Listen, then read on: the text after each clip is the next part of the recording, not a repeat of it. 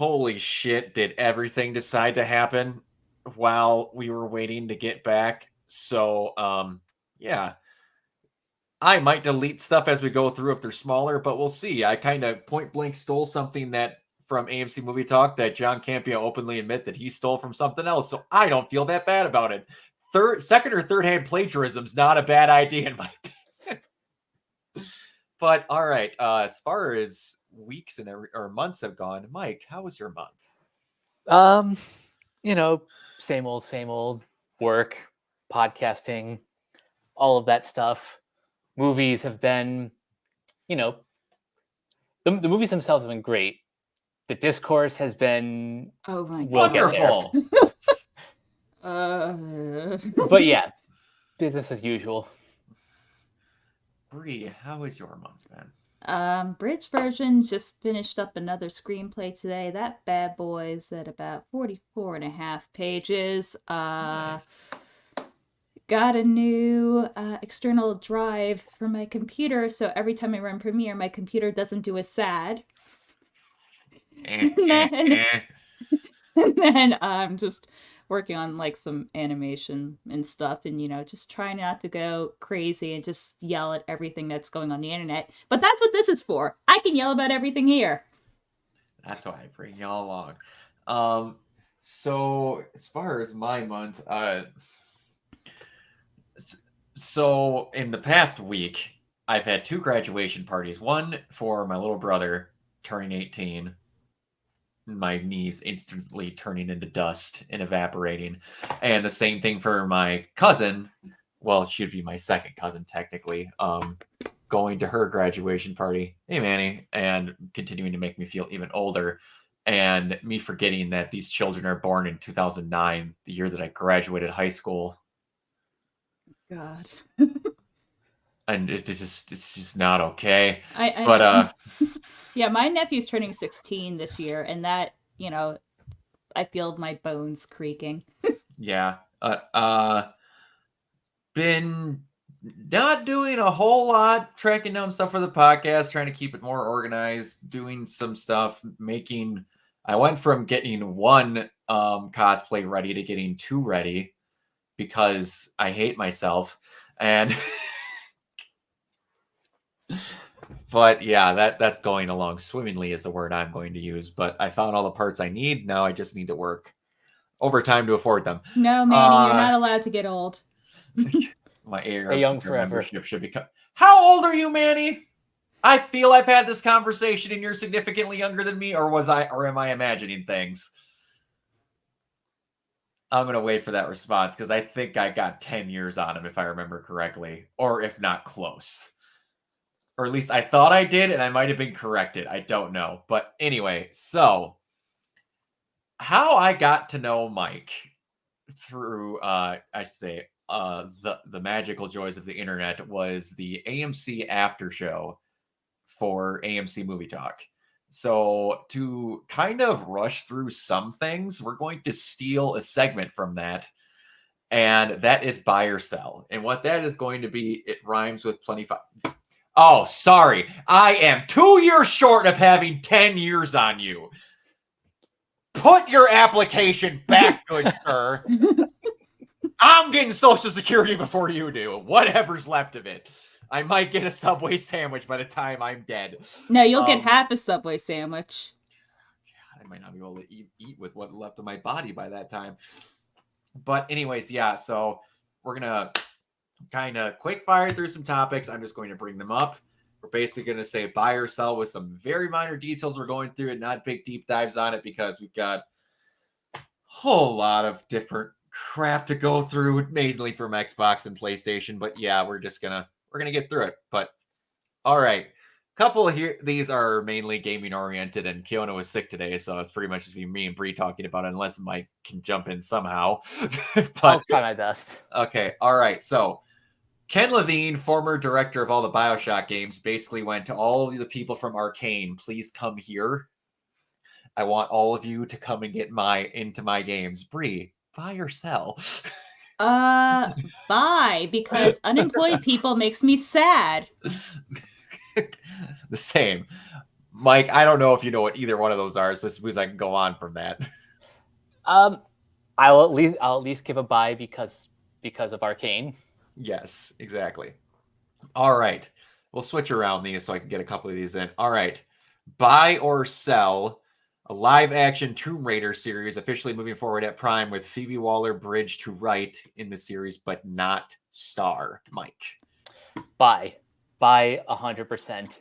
And as an addition, I'm kind of hoping they get Melissa Barrera to play Lara Croft. But is she a seeker of truth?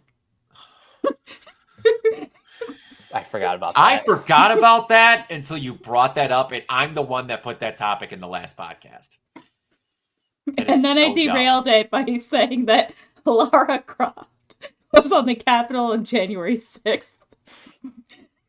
I actually found out now that when I was at my it was technically second cousin graduation party, that my actual cousin is her mom is good friends with a person whose wife's name is Lara. I've never met a person in my life that wasn't Laura, it was Lara.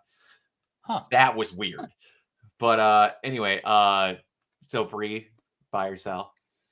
I'm a little hesitant, but I'm ultimately gonna have to go with buy.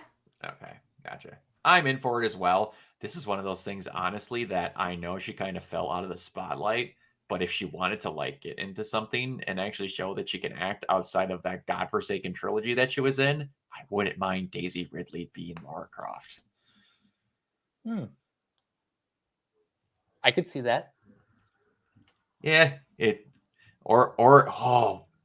who's her voice actress from the game? Camilla Luddington? I want to say is who it is. Voice actress from the game would be perfect. But yeah.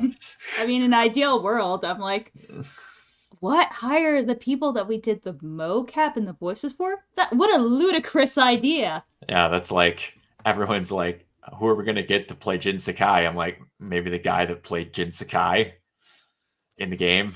I mean, you could get someone else, but this that's is not a slightly, bad option. all right, this is actually slightly unrelated, but related is tangent. There is a post a couple days ago of one of the co-directors of Kung Fu Panda 4. They wanted Pro ZD to be in the movie, but they couldn't because he wasn't a big enough sell. That's also the same director that said they don't understand the success of anime. No, not him. The co-director, the one that actually knows what she's talking about. Oh, got it. Okay. Well, no, apparently not. No, she wanted him. I'm like, so the person that has 4 million YouTube subs, I guess. Oh, yeah. Fuck him, I guess. Good God, no. Apparently she doesn't know what she's talking about, according to the. Oh my God. All right. No, it's the dude. But anyway, whatever. I'm like. Anyway, hire people who can actually act. It'll not only be cheaper, fans will like it more. Yes. Exactly. All right. I have a good feeling this is going to be a sell on both fronts. Actor Art Directors Guild suspends training program. We cannot in good conscience encourage you to pursue our profession. Sell. What in the actual shit did you have? What was that? I don't know. You just made it rain on your screen. Did you do that on purpose? No. What the shit just... It's my devil powers. I'm like, Brock, at this point, you should know that I'm evil, and I'm just a force that needs to be gone from this world. Well, I know, I get that. I thought I was having a stroke because effects started happening on Mike's screen. I'm like, what the fuck just happened? No, the sad part is, I sell that, but I agree with them. Yeah. That's kind of why I sell it. It hurts because we're going to get into a couple of AI other things where I literally want to fight the head of EA and kick his head clean off his shoulders. Wait, that's the only reason you want to kick his head off? Oh no! It's one of the reasons. It's one of many. But recently, he said 3 different statements relating to that, and each one of them made progressively less sense. But anyway, so buy or sell. Bob Iger making literally no sense. Bob Iger announces new plan for Marvel releases: 3 movies and 2 TV shows a year. You The know what? new plan. The new plan, which is the old plan, and the only thing I could feel like collectively, in the Bob's era of Disney is the Jenny Nicholson video, like, where we say synergy, immersive entertainment. I'm like, dude, shut the fuck up. But yeah, Have you guys watched that video yet? Not yet. Oh my god, you have to. yeah, I have. But yeah, that was just the most common sense I had to throw in. I'm like, okay, Bob, so you didn't come up with a plan? I've heard him say this on at least 3 different occasions, and until he actually starts to put this plan in motion, he's basically just a broken record. He's a broken record on a lot of things, but anyway, okay, so, and this involves the last podcast we had, buy or sell, James Gunn says no to X-Men like return for Justice League Unlimited. X-Men 97 is fun because it's unique and not desperately trying to follow the trends of everything around it, so I'd rather just keep doing that. Mike. I buy this only because if you're going to specifically continue the DC animated universe, you can't do that without Kevin Conroy. As much as I would love a continuation, that you have nowhere to go. This is one of those things where you can replace a couple of people, but there's one or two that you can't. And A, you don't have Kevin. That means B, you will never get Mark to appear. And not only that, but I feel like Hamill's made it clear even before Conroy passed that, the Joker's not an easy voice to do, and I think, they've been doing like this character in this continuity in some fashion like for so long. At this point, for these versions of the characters, like what else is there to explore? Well, I didn't think there was anything left for the X-Men cartoon, and then they shut me the fuck up. So the one difference is I don't think anyone really fell that madly in love with individual voice actors the way they did Kevin Conroy. Yeah, that is true. It's very few that, like, especially in an animated role for a cartoon, even though you had like 4 other people do it while he was doing it, everyone still went, is Kevin in this one though? Because you had everyone from Bruce Greenwood to Dietrich Bader voicing him. People like to forget Dietrich Bader, but that was the Brave and the Bold, correct? Yep. Yeah, and he's done a few other things. Yeah, but that's even Peter Weller did him in The Dark Knight Returns. And he did a great job. All right, moving on. Tony Hawk's Pro Skater 3 and 4 remake was reportedly rejected in favor of more Call of Duty content because they believe Vicarious Visions would make a better support studio. Nope. Buy or sell? Very sell. I don't think I need to even... Absolutely not. Absolutely the fuck not. We're going to have more of that coming later. All right. Buy or sell, Dan Snyder is suing the Quiet on the Set documentary makers for making it seem like he was the one sexually assaulting the kids. Mike, buy or sell? Oh, that's loaded. I still haven't seen the documentary yet, and even then, I very 100% sell this. My favorite thing about that documentary was every time I saw the screen go black, it was about to say, Dan Snyder says this didn't happen. Look, the whole ethics of Quiet on the Set, like how it got made, that's its own separate arguments, but they made it perfectly clear, like hell, they even showed him in like a more positive light, being like the only one who stood by Drake Bell when all that was going on. Like, not once did it imply that he was getting like weird with the kids, just that he was, weird with people, inappropriate towards women, and created a hostile work environment, which, while not criminal, is still kind of really shitty. Yeah, they went out of their way to show that he was an asshole, not a pedophile. which is making him the best person out of that documentary, which is saying a fucking lot. Mm-hmm. But anyway, all right. So we only really have one more gaming news in the buy or sell section. So I'm just going to say it because it actually kind of excites me. Shinji Mikami, where did this go? Shinji Mikami no longer wants to make horror games. That's why he built Kamui. I'm not exactly sure to pronounce it. Isn't it Kamui? It could be. I'm just so used to how Kamui is spelt in Kill la Kill, and it's not like that. So I'm not sure how to pronounce this. But anyway, he built that to be free of expectations. So the man who's been known for being the horror guy is no longer making horror games because he wants to branch out. So I personally buy the living shit out of that because I don't know what else he wants to make, but that dude can make whatever he wants, in my opinion. So, Bree, buy or sell? You know what? I get wanting to change the direction, so I'm like a hesitant buy. Okay, nice. And Mike, I'm sure you're always for people stretching creativity. So, Oh yeah, absolutely. all So right. that's why I buy this. Oh, absolutely. All right. So now, buy or sell, and this is the latest one where it was the big story reveal, the Boys Season 4 trailer. Mike. I'd buy it despite not having watched it yet. Ah! No, because I still need to watch Gen V, which does Oh, I tie need to into watch- season I need to- 4. I need to watch So- Gen V as well. I will be bidding that over the course of next week. The trailer. Also, I'm a horrible person. I'm probably the only person who doesn't watch The Boys. Why did I bring this up?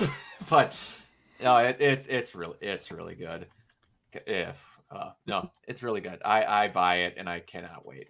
All right. Last trailer of buy or sell. Oh, this one. Beetlejuice trailer. Mike, buy or sell? Buy.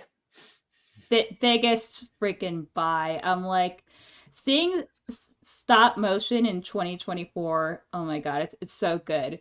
And it just, I feel like, and this might be like a hot button issue with a lot of people, I kind of feel like it works better now because compositing's come a long way in like the last 35 years, that it's more seamless than like, oh, Gina Davis is obviously on a blue screen. Man, you didn't like the Beetlejuice trailer. Is this because you weren't alive when the first one came out? No, but here's the thing that I love about it. You know, here, let's just detract without getting like too into details. I think the stop motion or the bad CG plane crash is how Jeffrey Jones's character dies. Probably. Yeah. Which is like, Probably. honestly, like, just props. I'm like, that's probably like the best way they could have addressed it, saying, nope, just throw it all away in the trash. Yep. All right. So I'm going to basically combine these two. We can just talk about it as the last buy or sell. Disney and Warner Brothers Discovery to launch Disney Plus Hulu Max streaming service bundle. And also Netflix, Apple TV, and Peacock will team up to form their own streaming bundle through Comcast at an affordable price. Sell, because it's fucking cable, you assholes. That I don't agree with that though, because I'm telling you right now, even if I pay $60 for both of these, I'm going to watch more than I ever did in the 20 years that I had cable. Because even with this, I still have 600 less channels than I did on cable. That's true. I'm going to be honest with you. I don't need 7 different MTVs for cable. Like, I understand you want me to watch ridiculousness, but I'm not going to watch ridiculousness. Look, here's my thing. Now, if they had all this and everything was like region locked sports, then I'd be like, hell yeah, but that's not what's happening here. The thing I will say that is dumb about this is they're starting to lock like Sunday night games to Netflix. The fact that they're stretching the NFL out is gross. I mean, if you've been following any of it, it's not. I mean, honestly, like, even though the MLB is like still like not great, it's only like 1 or 2 stream services. But like the new thing is that, the MLB is supposedly trying to get out of region locking, which if they do that, then that would be absolutely great.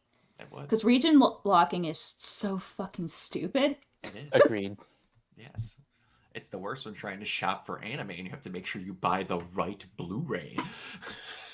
Yeah. But Which, yeah. just spoiler, region, the United States and Japan have the same Blu-ray region, so That's good That's to know. news to me because I've screwed that up the first time I bought Madoka. They said it was region locked in Japan and I couldn't play it on my Blu-ray player here.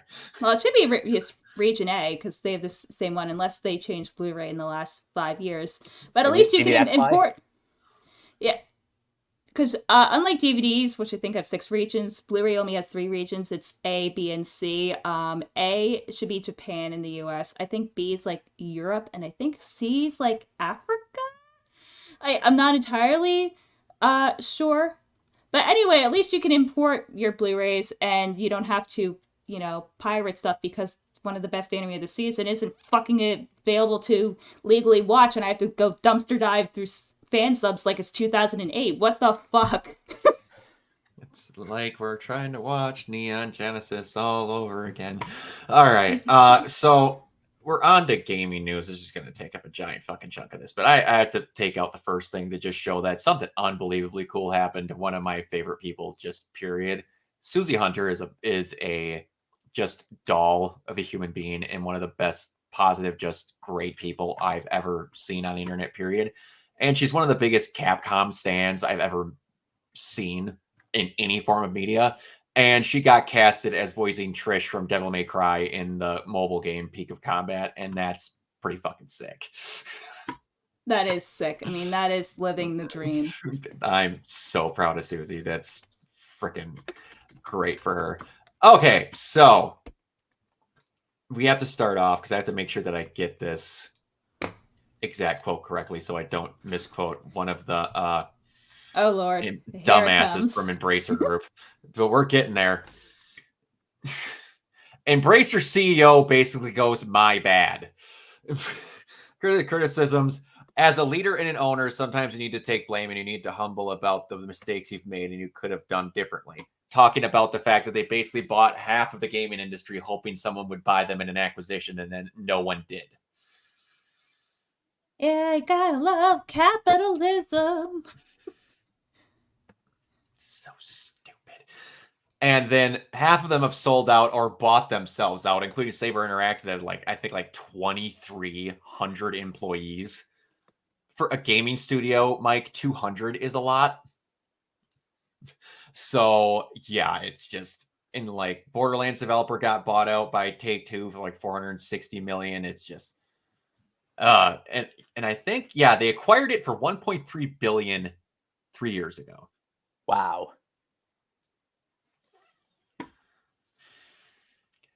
Mismanagement is terrible. All right. Okay, so we're going to get into a couple of other things before we get into the big, bold brackets Xbox stuff. Bethesda, who is known for making 3 games since I've been in high school. I've been out of high school since 2009.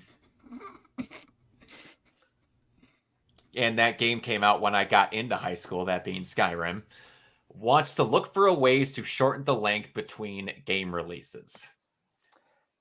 Because apparently Todd Howard would like to make at least 2 more games before he retires in the next 25 years. Good luck with that. And you know what this translates to? That Fallout TV show was really fucking successful. But cancel a studio and fucking throw them all at that. Because that's been the big thing going around now, that magically couple of support studios that weren't doing anything else just magically went whoop. I'm sorry. Fallout's not a game that's meant to take 5 years to come out. You wonder why there's only technically been 5 of them? Unless there's weird mobile ports that I'm not oh yeah, there was a mobile game, right? Where you just did the vaults? Or am I misremembering that? I'm pretty sure there was just a mobile game where you did vaults. There's been 4 games. 5 games, 3 of them from Bethesda.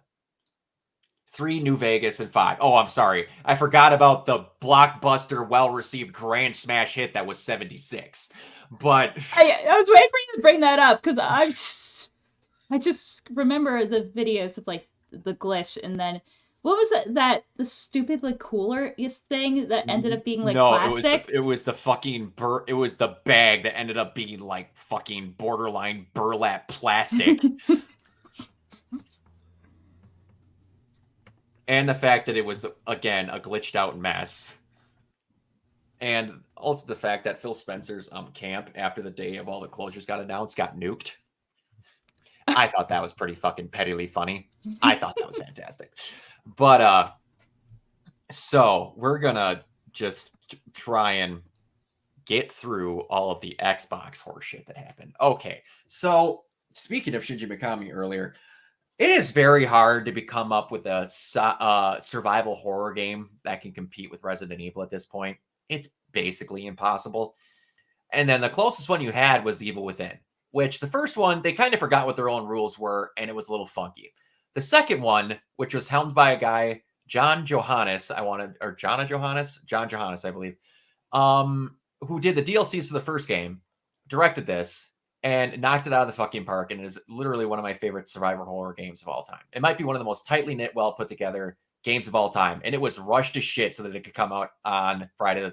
I believe it was Friday the 13th for a Halloween. It was either right on Halloween or on a Friday the 13th. It was exactly on a spooky date, and then it got no DLC. And then after that, that same guy had an idea for Hi-Fi Rush, a game that won them a BAFTA and was in consideration for Game of the Year and won multiple awards. And then they went, you know what? That studio is useless. We're going to shut you down alongside Arcane Leon. After saying, we will not give up on Arcane and we will support Redfall. And then saying, no, fuck you, you're not getting your DLC, we're shutting them down. Yeah, Redfall, the game, they said, hey, this game's a stupid idea. We really don't want to make it. Like, guys, like, this is going to be a disaster. Please don't let us make it. And then you're like, but we did what you said. Well, fuck you. You're all unemployed. Yeah. I like how I get to Microsoft shutdown and the very first line is Xbox ? Schrodinger's game company. I have to make sure I say these.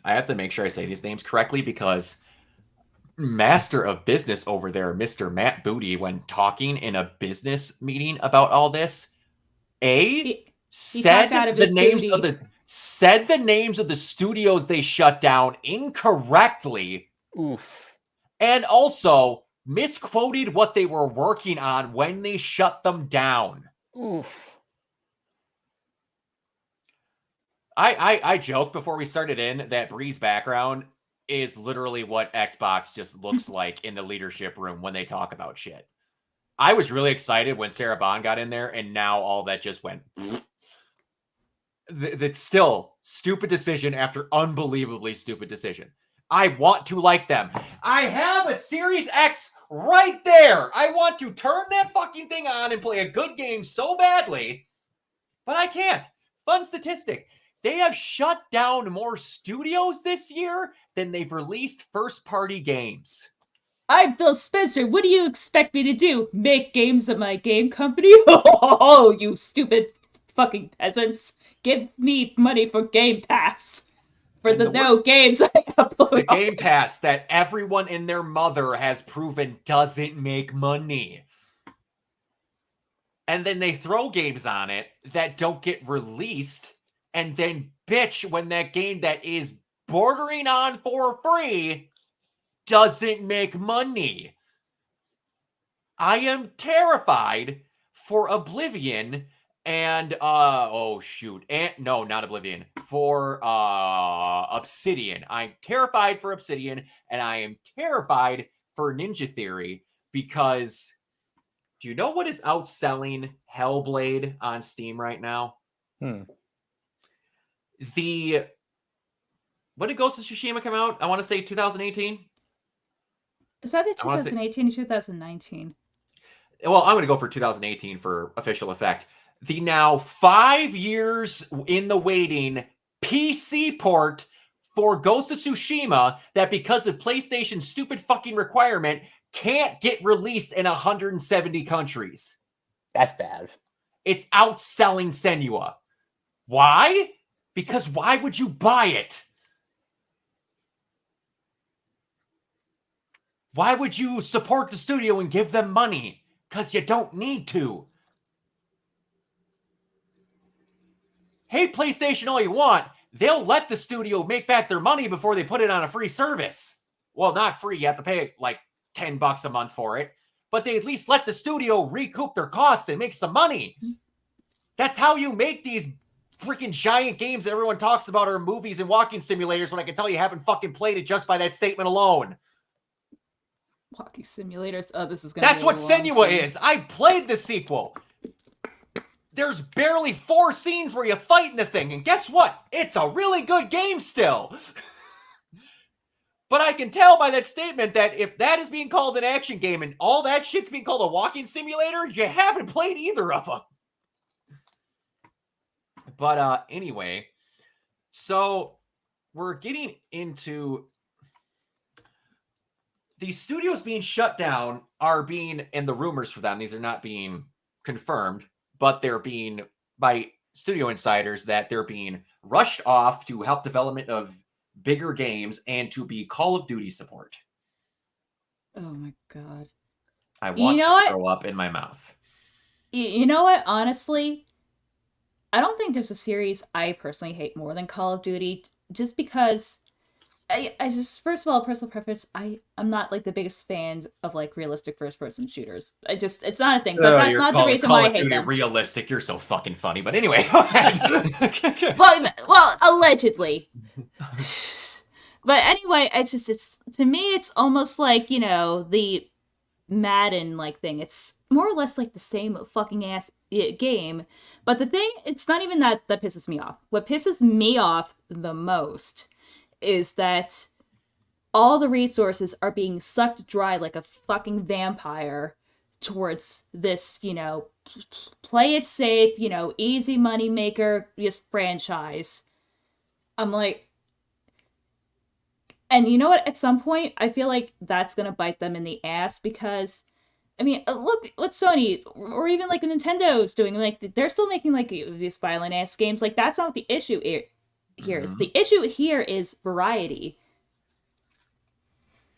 Yeah, and you can crap on Sony all you want that they mostly only make third-person games, but guess what?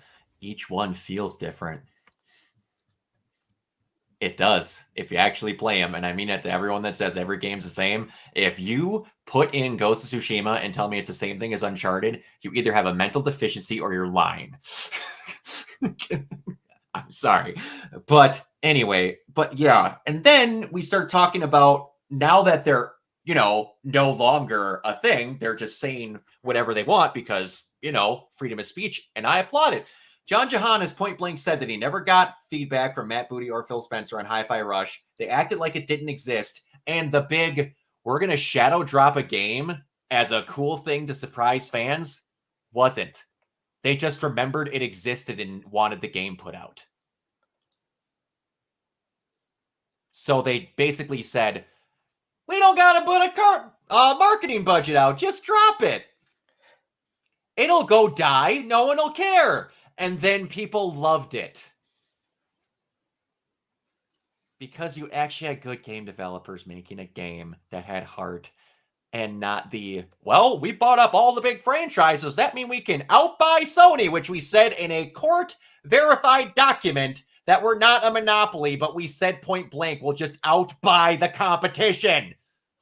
Streisand. How are you a multi-trillion-dollar company and you are fumbling the bag this hard against a company that started as a trading card company?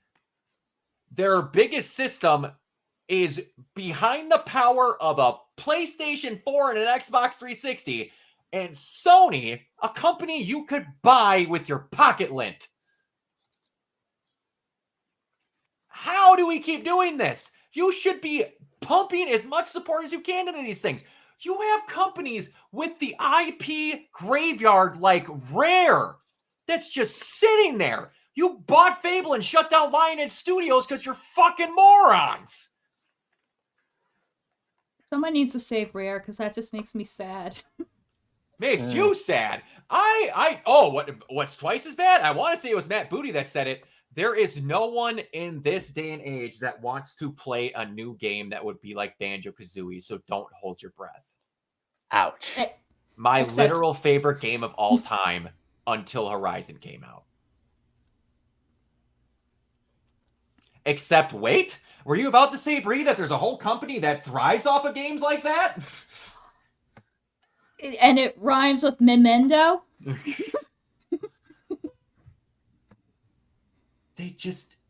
They go, what would be really successful? This thing. Cool. What if we say we're going to do that and then don't? And then wonder why the people are mad. Oh, speaking of which, this is kind of like an unrelated side tangent again. But Nintendo actually made an acquisition. They bought a studio that helps with 4K ports. I wonder what that's for. I wonder. It's just you brought it up in that thing that Ryan McCaffrey wrote up. Oh boy, because that's gonna be one good thing I say about IGN before I unload on something that happened recently that should not have been allowed to happen. But this is just going to Xbox is going to just no longer be a thing. It's going to be a while before it is just Microsoft Gaming Publishing. And they just buy studios so that they make the lion's share of what they make and then can shut them down when they don't make money so that no one else can have them. That's because we live in hell. Yep. And these monopoly laws that keep saying exist don't at all whatsoever. And just, oh my God. But yeah. And, dear God. We actually got through that faster than I thought we were going to, but that was just, I could have got on for a while longer of how even this main games that they started with, they don't even support anymore. Like Halo. The fact that, that's like Nintendo not making Mario games. It's like, What are you doing? Yeah. It's like, people get, like, and another thing that I'll not get over, it's like, I will have people that I will say, you should be really pissed with Microsoft at the fact that they basically don't give a shit about Halo anymore. And then I'll get thrown back. Yeah, well, Sony gave up on Infamous. I'm like, you mean the studio that made, I believe, 3 of those games and a 4th one basically as a secondary expansion single player game, and then went, yeah, we don't want to milk that cow dry, so we're going to make a different IP that was fucking Ghost of Tsushima. They didn't give up on it. They went, no, we're not milking that cow dry, and we're actually going to try something different. Same thing with Naughty Dog. They made 5 Uncharted games. Yes, I'm counting the one with Nadine and Chloe, because that is a wholesale game. And then went, Last of Us. We can do more of that. And they're also now working on a new IP outside of that. Allegedly, if Neil Druckmann doesn't keep stuffing his foot in his mouth. I love Neil Druckmann as a creative, but if I could do anything, I would take away his Twitter and all forms of social media. There's a couple of people that I love as creatives, but they need to shut up. Like another one, like a voice actor. I love Troy Baker with every breath that I have, but there's just some days where I want to just sock him in the throat. Same. Stop talking. But yeah, so speaking of IGN, speaking of monopolies, IGN just basically went, no one gets to report on gaming news but us. What a shock. That's, totally not IGN behavior. Just the risks some. Eurogamer, G1, VG274, Rock Paper Shotgun, and more, which Outside Xbox was in there. Everyone at Outside Xbox is fantastic, by the way. Go check out that channel, and also Outside Extra. They're all really great. Now I'm wondering why Luke left, if this had anything to freaking do with it, because he didn't want to put up with IGN's horse shit. And they've already started making cutting loose redundancies. I know what that leads to. That, oh, you mean the people that said bad things about you, you no longer want them to have jobs? IGN, the same studio that made the most contradictory reviews for some of the past few games that I've ever read in my entire life.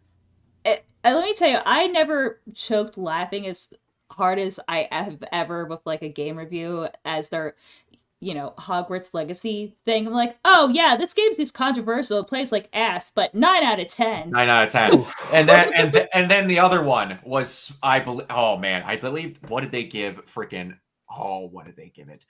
IGN score. IGN, where was it? What did they give it? What did they give it? What did they give it? What did they give it? What did they give it? I swear on God, grade 8. They go out of their way to basically say that it sounds like a 10 out of 10 and never said anything wrong really inside of the review. And then when it's an 8 out of 10, I'm like, you have no problems with it, but it's an 8 out of 10. A no problems is a 9.5 or a 10 in my opinion. When you have no notes, you say it's perfect. And then it's ass and it's a 9. Whose pocketbook are you coming out of this week? But yeah, I don't like the fact that now just basically literally everyone outside of little itty bitty YouTubers that can get what I want to say, not DMCA'd, but basically copyright whatever that you stole articles when realistically IGN has been caught basically plagiarizing full articles without changing any words. Well, I mean, that's the ones you're assuming aren't written with AI. I don't want to think about that because there's even more of that coming up, and I want to talk. I don't want to talk about it. I just don't want to talk about it. You don't want to talk about it? No, because the more I hear the letters AI, and it's not talking about Allen Iverson, I want to shoot someone. I used to like hearing AI. I used to, really did. But that Steven Spielberg movie is really great. Yeah, it is. The Steven Spielberg movie is. All right. Now, speaking of really stupid shit, we're going to talk about what was snuck into the NDA of the Marvel Rivals video game. For people that don't know, Marvel Rivals is basically Marvel made Overwatch. That is just basically what it is, except from the looks of it, it supposedly plays way better. It doesn't drop frames, and it has cool art, and hopefully it's not made by a bunch of sexual predators. Yeah, it's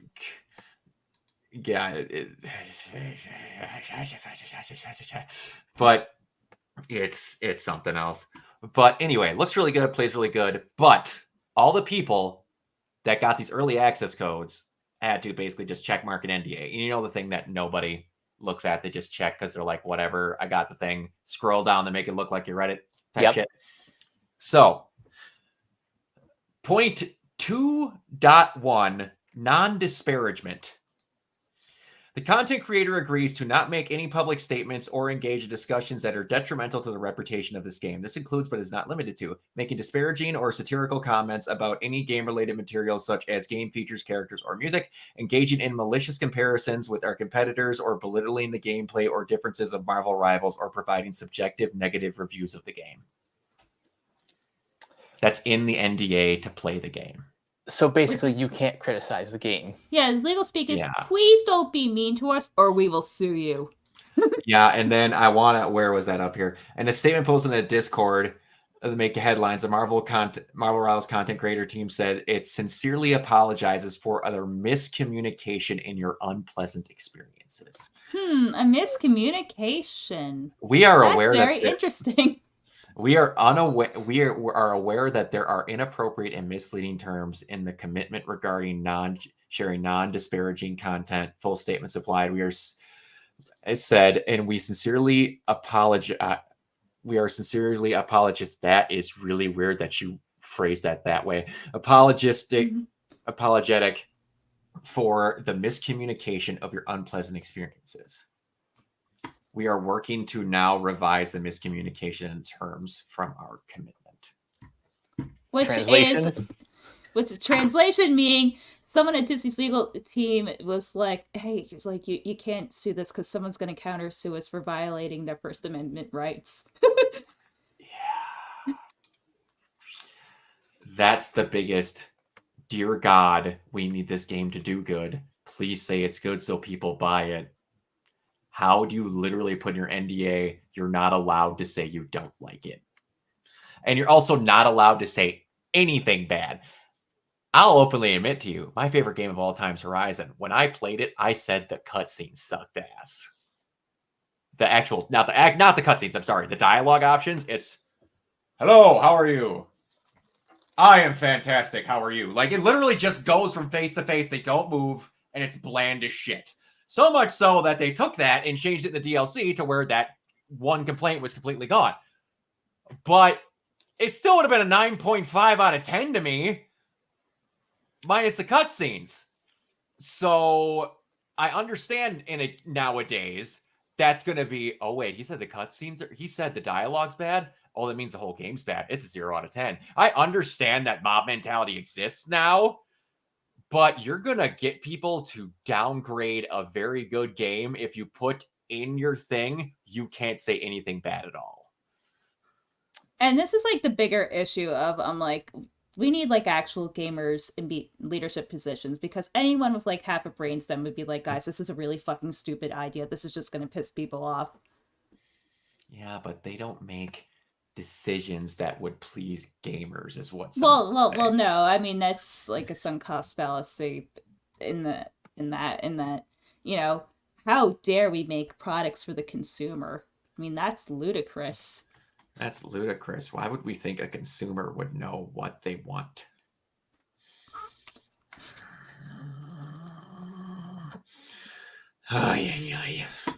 Anyway, yeah. But hey, remember how we were speaking earlier about how Nintendo just does their kind of thing, and they're really successful with it? Really successful, apparently. The Switch has generated more profit for Nintendo than the previous 35 years combined. Pop quiz. What year did the Switch launch? 2006, I believe. No, it didn't. That's the Nintendo Wii. That's the Wii. Oh wait, Switch. Oh, I'm sorry. See, I had 8 years. No, the Switch is 2017. I mean, to be fair, I'm like, sister, you need to get checked. To be fair, the Switch is running on hardware from 2006, so it was easy to make that discrepancy. Fair point, but still. No, the Switch launched in March 2017, and Nintendo, what was it, like 2 weeks ago, said, "Oh, we're not announcing it this direct, but basically before the Switch 2 is coming." yeah, but we're like officially acknowledging it exists, but we're not talking about it right now. We'll see y'all in like 6 months." It's unreal, and like, they didn't clear it by much, but I need to make sure that I say this correct. Yeah, so in 1981 to 2016, their profit was 2,691 billion yen. From 2017 to 2024, they made that plus 5,000 plus 5. Wow. It was 2,906 in 96. Well, I think a lot of that has to do is that insane. The pandemic happened early in the Switch's life cycle, and it was a lot cheaper, and they just took advantage of everyone being inside, unlike everyone else who I get that though, but it's also the fact that you had a gaming console everywhere, and the fact that they made small incremental upgrades that people kept buying. I know people that have 4 Switches and don't plan on selling any of them. Well, I think the thing with the Switch too is there's like so many options to customize, unless you're one of those weirdos who cares about like the background of the screen, which I'm like, okay. You like, I get it was a thing in the 3DS, but I'm like, really, you're gonna get like that hung up on themes? But that's just me. But anyway, there's like so many things you can like customize. I mean, is the Switch a perfect console? No. But I think for what it is and the price range it is and the varieties of games, other than like doing like, you know, a custom PC, I don't think you're going to get like a better value in gaming. At this point, not really. Oh my gosh. The list of everything that's sold well on that Switch is freaking ridiculous. But yeah, that is unreal for the powerhouses that they have, including Pokemon that they've had since 91. Mm-hmm. That is freaking ridiculous. Unbelievably ridiculous. And Anyway. Also, you know, them going back to cards from discs probably had a lot to do with it, because SD cards are the superior format and they don't scratch, and you actually physically own your games, which, wow, what a novel concept. According to Ubisoft, you should get used to not doing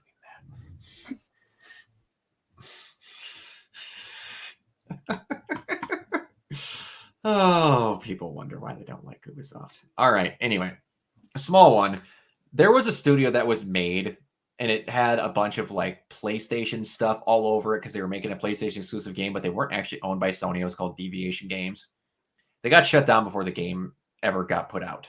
But now, from the sounds of it, all those people just got brought into Sony. Again, this is a rumor, and just made a studio completely under Sony working on a new IP. I don't know what to make of that. That's a weird move if that is true. If that is true, that is kind of boss of them. Yeah, I just, maybe that IP just wasn't working out. If this is true, again, if this is true, and they're just like, we have an older IP that we wouldn't mind bringing back now that Forget the Past Jim Ryan is gone, and you guys could work on this if you want, because that one really wasn't getting anywhere. Because I don't think it ever really got said what the hell they were actually working on. It was just us game for Sony. A game that didn't work out, but we like you, so come on down. Yeah, we'll like actually bring you into the clubhouse, like, for real. But yeah, I mean, I'm always for people keeping jobs if that's true, and if they get to work on like an old IP that would actually probably guarantee them cash flow, that's not a bad thing if they're okay with it. Because I know that there's rumors that some other studio has been making an Uncharted game because freaking Naughty Dog doesn't want to do it. And again, now that Jim Ryan's gone, they're actually going to want to acknowledge the fact that their old IPs exist, because Jim Ryan always wanted to move on and never remember anything from the past, which I get that. That's fine. But if you have a studio that's doing nothing, you can make a new game for like Sly Cooper.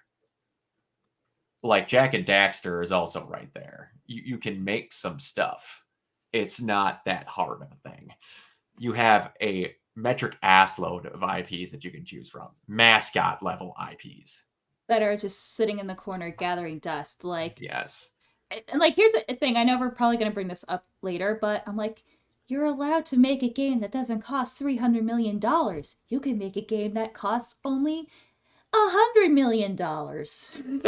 That's one thing that recently got said by, I want to say it might have been one of Sony's heads. Can't remember what it is. There's way too many corporate whatevers. Me remember there's positions talks about how they want to start making stopgap games that are like under 100 to like 50 million that don't take 7 years to come out. That you mean exactly what Nintendo's been doing like forever? Yes. That? Yes, that. Shocking. The Japanese can learn if it's from the Japanese.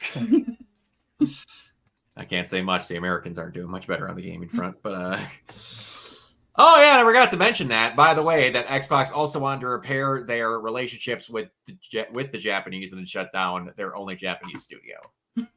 Good on you. Good job, guys. Let's take a victory lap into And the now sea.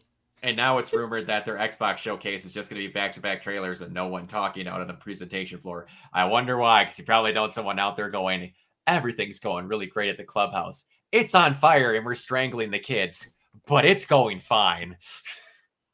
Nothing to see here, folks. Just move along and just keep buying Game Pass. That keeps bleeding us money, but we can't tell our investors that because they'll be mad and our stock will tank. And how it's stagnated because, contrary to popular belief, 8 billion more kids that want to get Xboxes don't exist.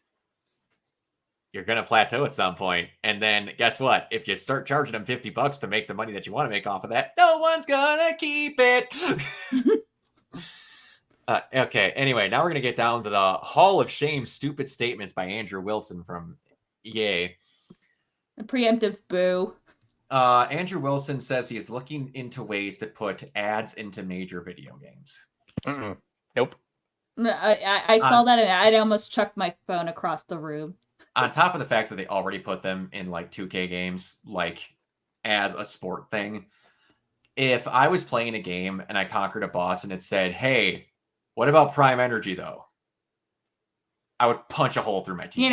You know, an advertisement for Manscaped.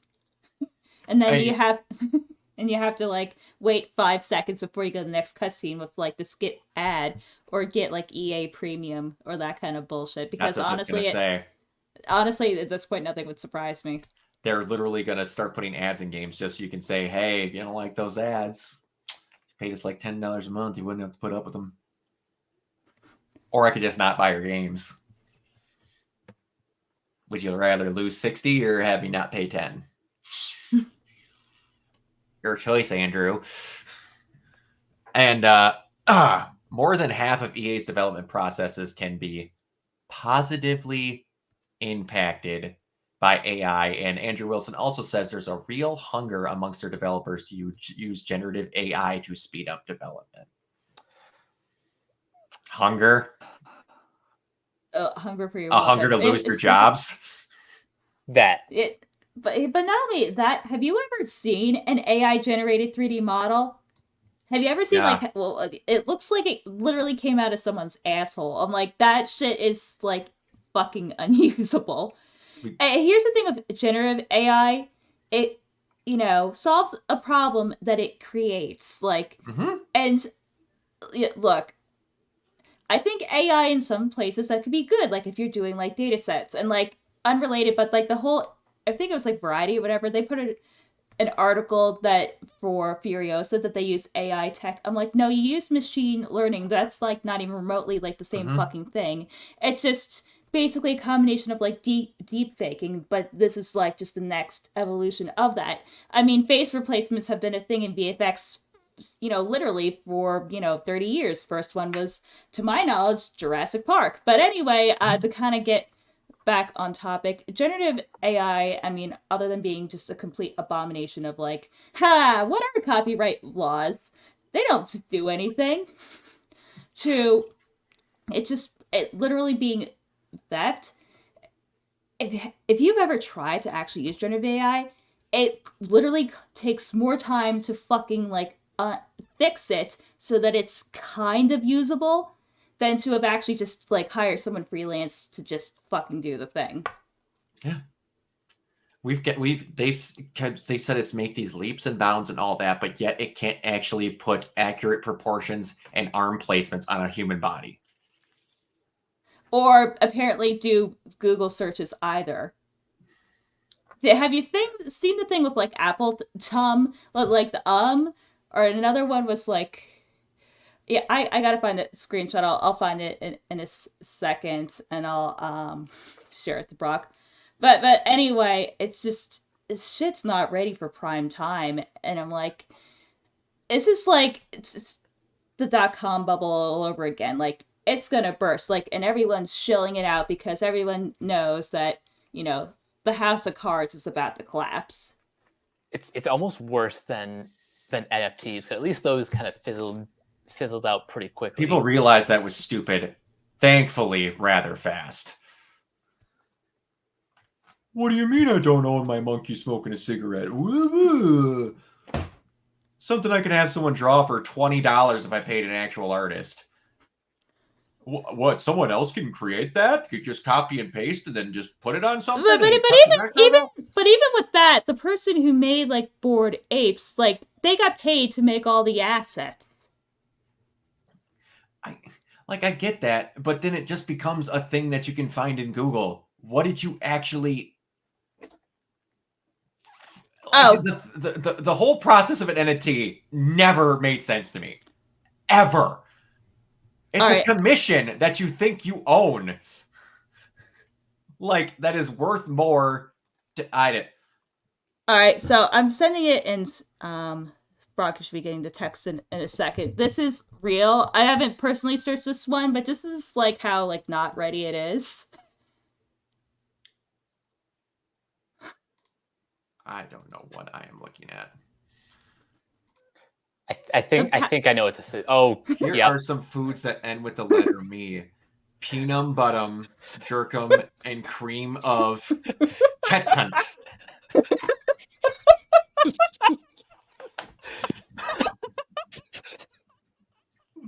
I was reading the word that was displayed. No one get on my case.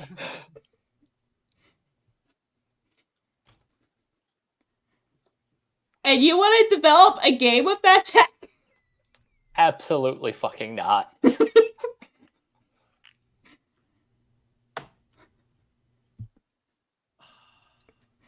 That was like... And this is the part of the stream where Bree derails everything.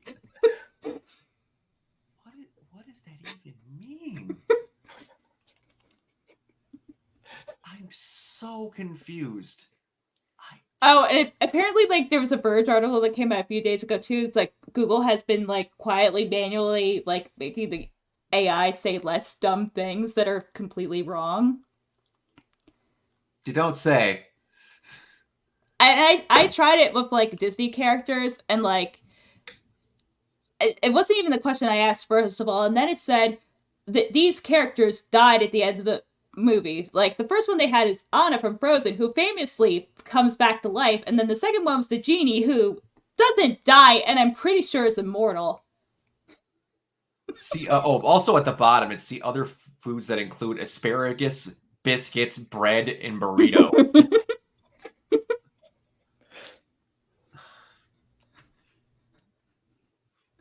I don't think we have to worry about the rise of the machines. Oh, don't worry. They think it's ready for primetime TV. Do you remember, Mike? Oh, boy. I want to say this was during She-Hulk. When I showed you that... when I showed you that shot of those girls on that stand during the basketball game and they looked like ghouls. Oh, yep. Oh, have you not seen that, Bree? Do you know what I'm talking about? I think I do, because I did watch all She-Hulk. I just... It's not from She-Hulk. It's not from She-Hulk. It's a thing that I showed Mike during She-Hulk. It was a thing that was shown on... My God, where's my actual mouse? Okay, bad CGI plus pictures. I want to know. See if I can find it. Might help if I was typing. Bad AI.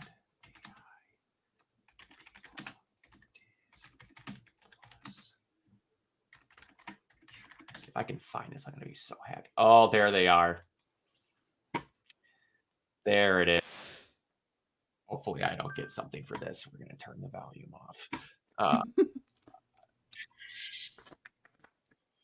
This is one of the worst ones I've ever seen.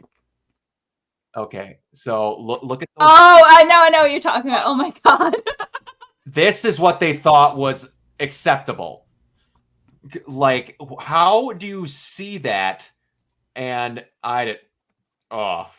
yeah, how do you look at that and say, like, oh yeah, no, AI is totally ready to go? Like, that one woman had a 15 head. Like, how does her hairline start here? Like, I understand people have follicle problems, but an AI can't make a person that looks normal. It looked like she should have been cheered, "Hey, you guys," when it's meant to be a normal person. Like, what are we doing? That was put on Disney Plus. The I'm same like- day, the same time as She-Hulk, when people were saying that CGI was bad. I mean, honestly, She-Hulk's CG is like fine. I mean, it's like it's not going to be the same budget as like a $300 million Avengers movie, but I'm like it's serviceable.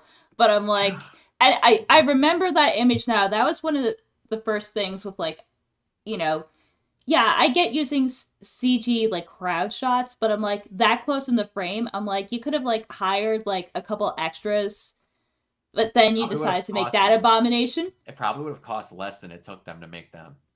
Exactly. You could have paid me $20. I would have stood in the bleachers. Feed me. I would have been in a background shot in a show, and I could have told my nephews, "Oh, look there!" I wouldn't care. I would have got my SAG-AFTRA card. I would have been right there just for that. And speaking My of one SAG, IMDb credit. Yeah. Speaking of SAG, another thing that makes you want to punch a hole on a fucking TV. SAG-AFTRA signed a new deal for AI use in video games. This is an evolutionary step forward. Hey, question. What did we just delay the strikes for however long we did? Because video game actors aren't real actors because they're not on screen. Well, no, there was that. That was the whole thing with voice actors. We just didn't want AI being used, period, right? But that only matters for the people that make the big dollars. apparently, Not the vast majority of people that, give you dues. No, fuck them, I guess. AFTRA joining SAG is one of the top 10 worst decisions ever. Like, in hindsight, it honestly is, because the issues don't align. Like, I get it. Like, this was, like, right after the financial crisis, and, like, the line between, like, screen and, like, voice actors, especially with, like, mocap. Like, I get it. It's just the current leadership is just not qualified to deal with the modern realities of acting. Because a lot of people these days, they go between voice acting, right, on screen acting, and it's gotten to the point with like AI and like voice taking over like the audiobook industry. Mr. Leary, who is my nephew's Boy Scout master, he was also one of the characters in Fallout. He took Fallout because almost all of the voiceover has dried up. Because primarily he was a voice actor, and he's, done like bits on like Colbert and like other stuff. But he's gone more to screen acting again, just because all this bullshit AI has really affected like commercial work and like audiobook work, which is, anime voice acting, cartoon voice acting is great, but if you want to be like able to live as an actor, you got to have commercial work, and it's just it's not fucking there. Mm-hmm. It is, absolutely. And it's going to keep getting worse and worse, and then it's just going to end up having everything sounding like Microsoft Sam eventually. I'm going to hate it, but it'll sound like a little country girl instead, or it can sound like a big boisterous opera singer. But Or like Scarlett Johansson, allegedly. That was near the end of the list, but I guess we can skip down to that. So apparently someone wanted to make her a real thing, and Scarlett was not having it. And that person is the CEO of OpenAI, Sam Altman. And I remember I made a joke on Twitter. It's like, wow, Scarlett Johansson's been fucked over by two major corporations. It's like not shocking it's happened, but it's weird that it's happened twice. It just like she's got a very recognizable voice. A lot of men hope to hear that voice at some point in real life. Mm-hmm. I'm one of them. Anyway, and then also you do this to a girl who was in a very well-renowned movie for just her voice. And you're basically recreating the thing from that movie with her voice. That she specifically said, yes, thanks for the offer, but no. I have ethical concerns about this. Anyway. They just did it anyway. Because she won't find out about it. Buddy, that's not how the internet works. That's not how anything works. We've got people still dumb enough to think that they delete a tweet that it's gone. Like, what are we doing here? And not only that, but like less than 2 years, she had a famous litigation case with one of the biggest companies on the planet. And she won, or at least settled out of court. Yep. And somehow we think that this is going to go well for them. Ha ha ha ha ha ha. And that, and the best part about all that is Sam Altman having a totally non-incriminating tweet with just the words "her" period written on that. Yeah. Like, that's totally not going to come up in a potential court case. Not Nope. at all. Nope. Never. Yeah. All right. A little bit more gaming news that we're swinging back through here. Warner Bros. Was basically going to tell everyone that had ever bought an Adult Swim game that no, we don't care about you, and all of them are going to get shut down, Steam, the whole shit. And somehow they made a good decision. I'm going to imagine that Zaslav wasn't involved in this whatsoever. That they just gave all of the control back to the original developers and said, no, you guys can keep your game and everything. It's yours. I don't understand who was behind that decision, but that person can make more decisions. Please make more decisions. Game preservation is a real scary thing nowadays. And yeah. But anyway, another one for the stupid decisions book. Dead Space 2 remake is not going forward because it didn't meet sales goals. In other words, it didn't sell 20 bazillion copies, and they're upset. So sad that they couldn't afford the third yacht. It is. It's a tragedy. Like, think of the children. But they still have a second yacht to tow the first one home in case something happens. Or it gets attacked by orcas. That is hilarious, by the way. I love that orcas are just assassinating yachts. Assassinating them like they do stingrays and baby seals. It's just and I love that, like, basically no one can go, yeah, we have no idea. We just don't think they like yachts anymore. Just like They're doing a community service. They're just, yeah, they hate rich people apparently. Like, oh.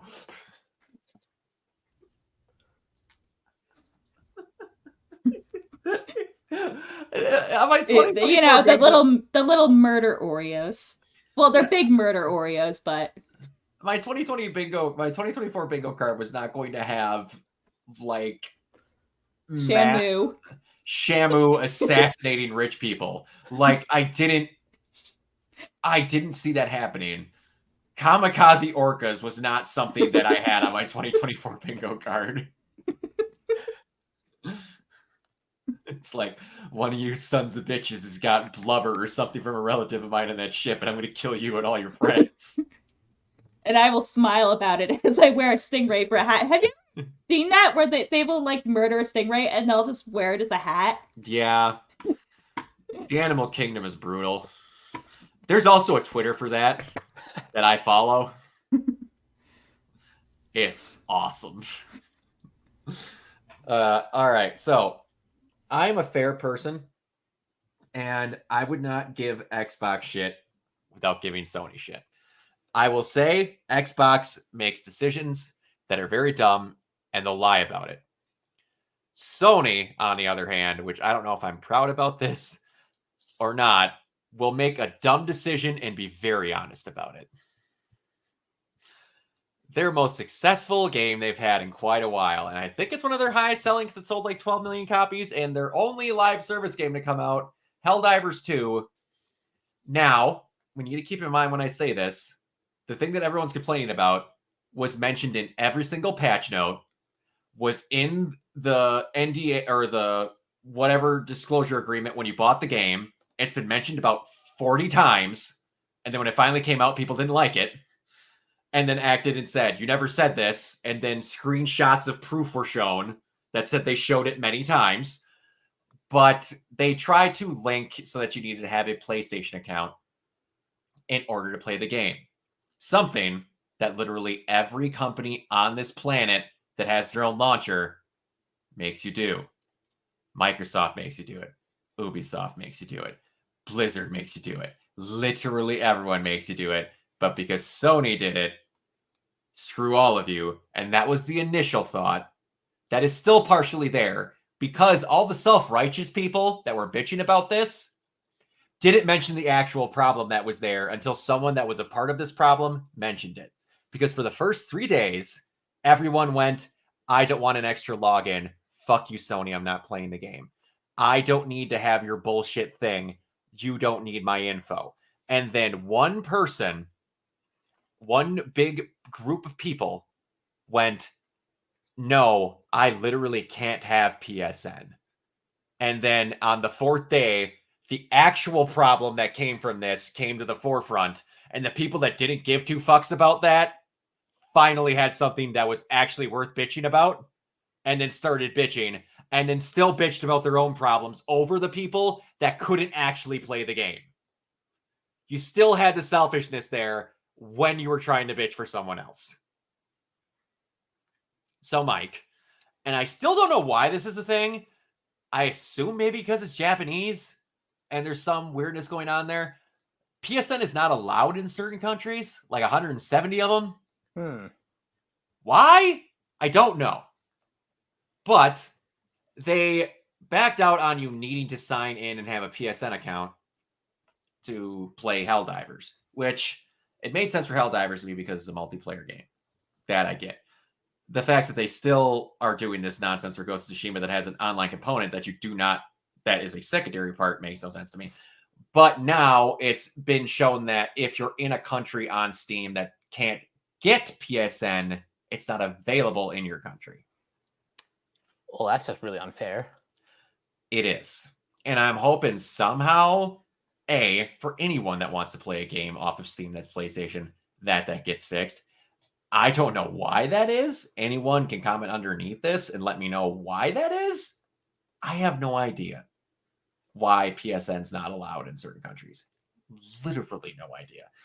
But yeah, it's a really messy situation because it was a game that everyone loved and was like begging for other people to play. And it was one of those things where like PlayStation people were begging for Xbox to get the game so that they would have more people to play with to get the orders in the game done with easier and have more player count.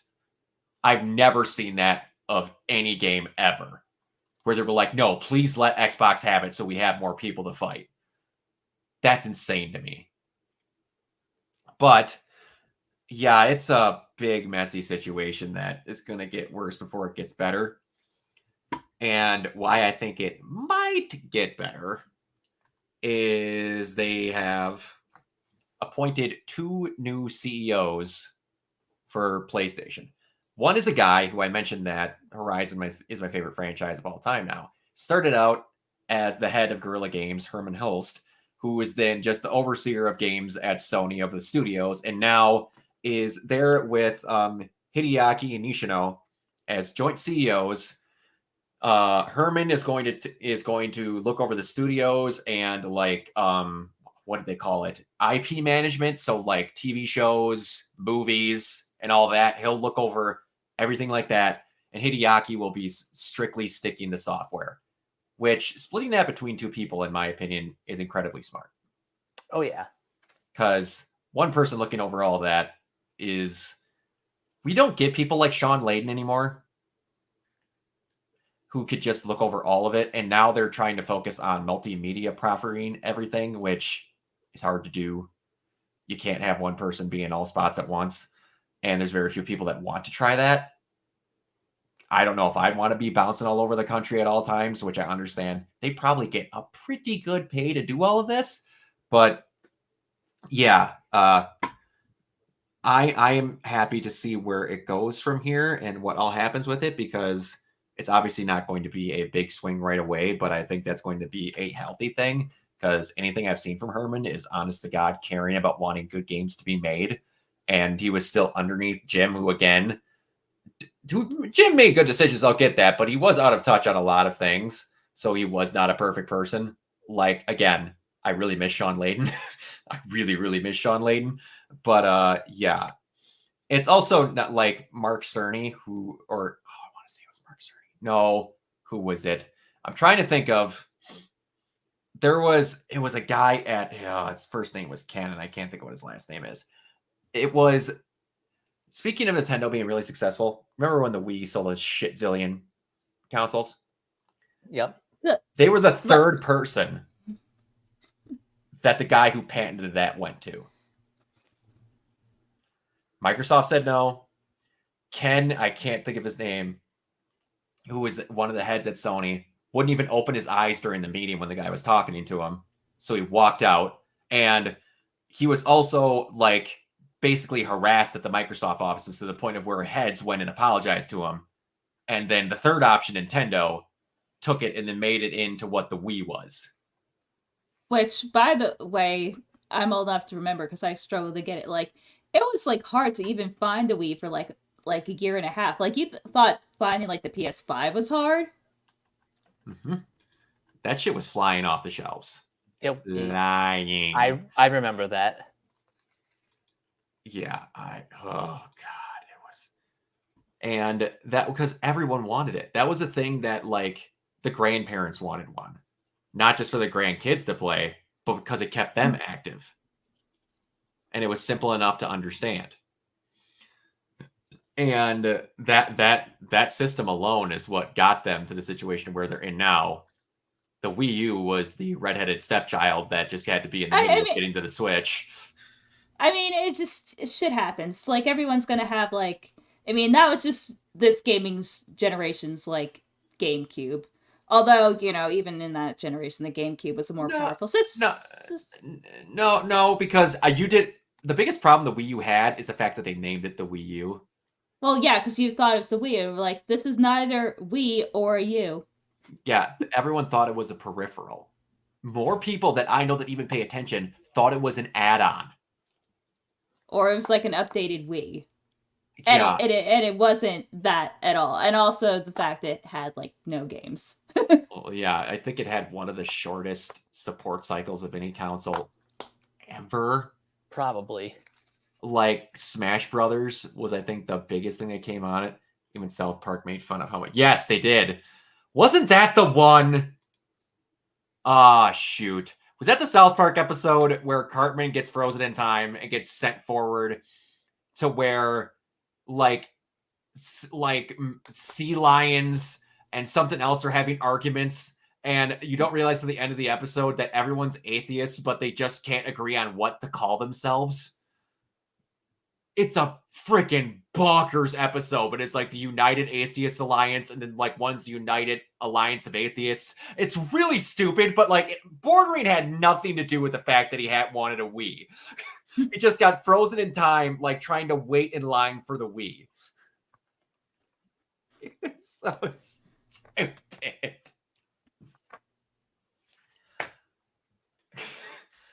Yeah, and that also that was one of the things where like the safety of certain stuff with gaming came in, because that is when people not wearing straps and other things, like people putting holes through TVs. Yeah, the nunchuck. I want to know how many CRT big screen TVs went out that way. I seen one of those bounce off a CRT. Those shits were straw. They don't make them like they do anymore. Back in the day, kids, that when we were younger, you had to put the new TV on top of the old TV because the old TV was too heavy to move. And you wonder how your grandparents got it in there in the first place. Sears used to deliver and install. Used to. All right, one last one. I believe this is it, the last gaming story. Gaming companies have no legal requirement for titles to remain playable, says UK government. Fuck you. Yeah, that. First of all, let's not try. You know, anyone who voluntarily like leaves the EU, I'm like, you know, Brexit and stuff. I'm like, I don't trust you fucking anything, let alone this. Yeah, that was one thing where just like, why do we need to be doing Why do consumer laws exist? I don't know. Because we felt like it one day. Yeah, why do I need an online connection to play off of a disc?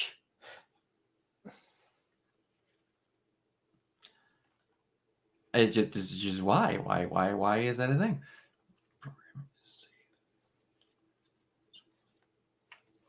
Thomas, what did you just send me? Jordan Grace. Oh, wow. They're actually having a TNA wrestler inside of WWE.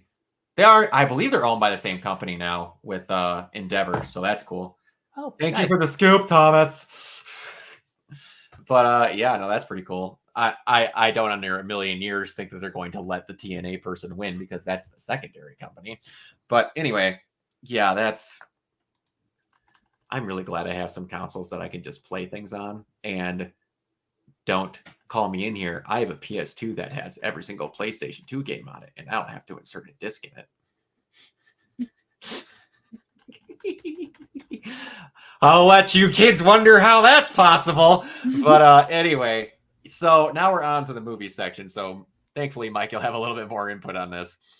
All right, so this is a little juicy detail that I've been, even before the Black Adam discourse has been filtering into my opinion about The Rock. A new report from The Wrap has stated that The Rock's chronic lateness and lack of professionalism caused Amazon's MGM upcoming movie Red One to go over budget with a final budget exceeding $250 million. Johnson was late on an average of 7 to 8 hours per day, missed several entire days of production, ballooning costs by at least $50 million, according to 3 insiders who insisted anonymity for fear of being fired. Also, there was a interview that I caught the other day where someone was asking Ryan Reynolds, who to me is one of the most pure, honest, and good individuals that I've ever seen to exist on the earth, ask what it was like working with Dwayne "The Rock" Johnson. He didn't openly say any disparaging remarks, but he very coyly said it was almost like he wasn't there. That is a pretty damning statement. And the fact that all this peeing in bottles horseshit that everyone thinks is a lie, The Rock's openly admitted on camera.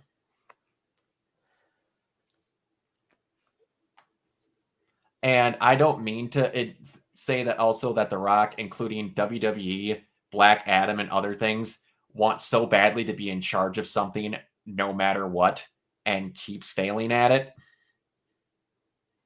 He's starting to show a lot of true colors that big smile, shining bald head Dwayne can't hide anymore.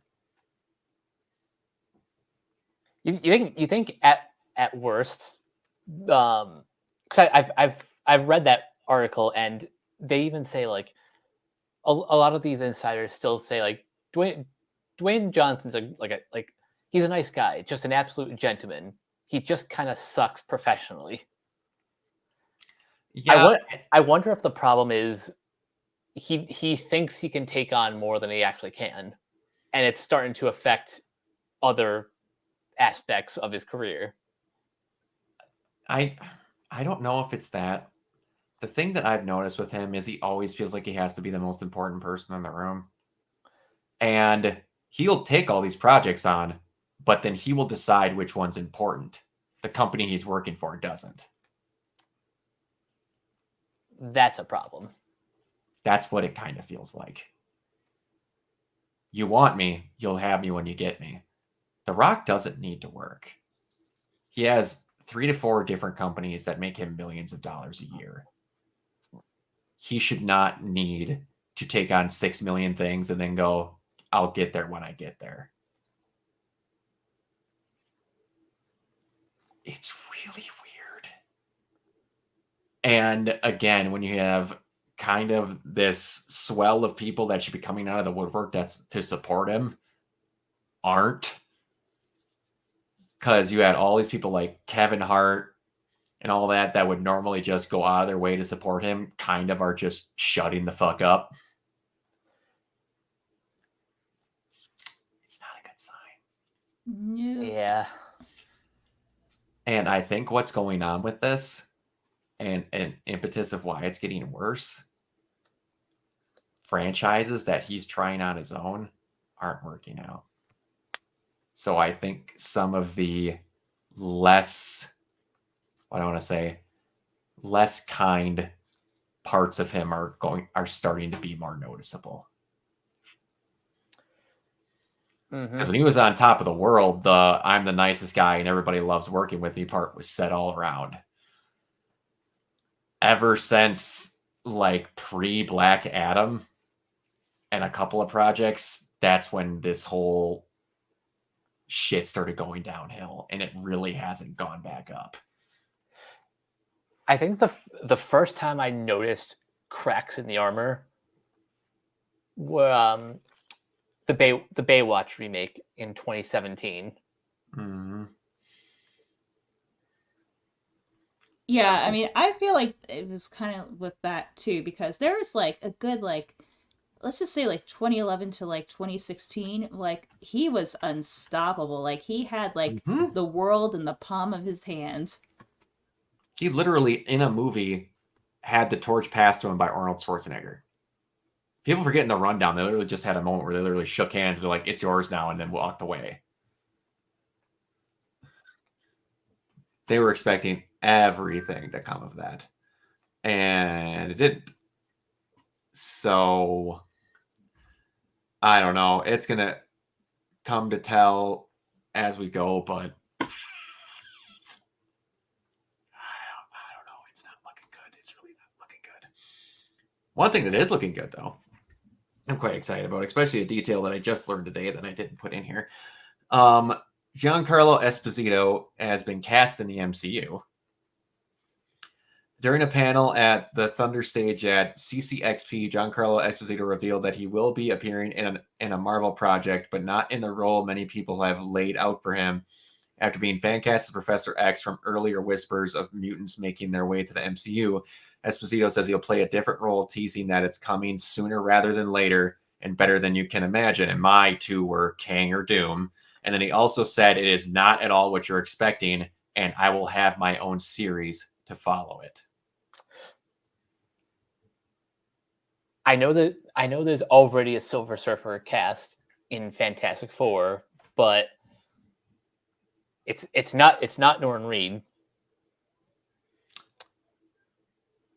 No. So could it be? And now supposedly the rumor is about Kang is that they're still going to keep him, but have a couple of different actors be the Council of Kangs. So he could be one of the many Kangs. I don't see him being one of the many of anything. If you're getting him, I kind of see him being him and him alone. I think you wouldn't, how do I want to say this?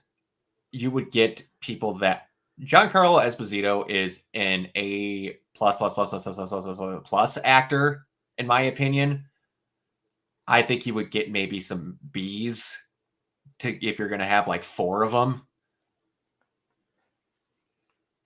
I still think, even though he point blank said he would basically never do a Marvel movie, I think Denzel Washington should have took over as Kang. But I mean, I like Marvel movies, but no offense, Denzel's too good for them. Yeah, but there was a couple of actors that are too good for them, and if they still do roles, it's you know what the funniest thing is? Now that you probably watched 911, but like in the season opener, the season where they did like the Poseidon adventure, but anyway, Angela Bassett's in that show. She's also a producer, so there's like a little joke at like she's talking to her therapist, and it's about the Poseidon adventure. It's about something about winning Oscars, and then they're like, did it win? And she was like, no.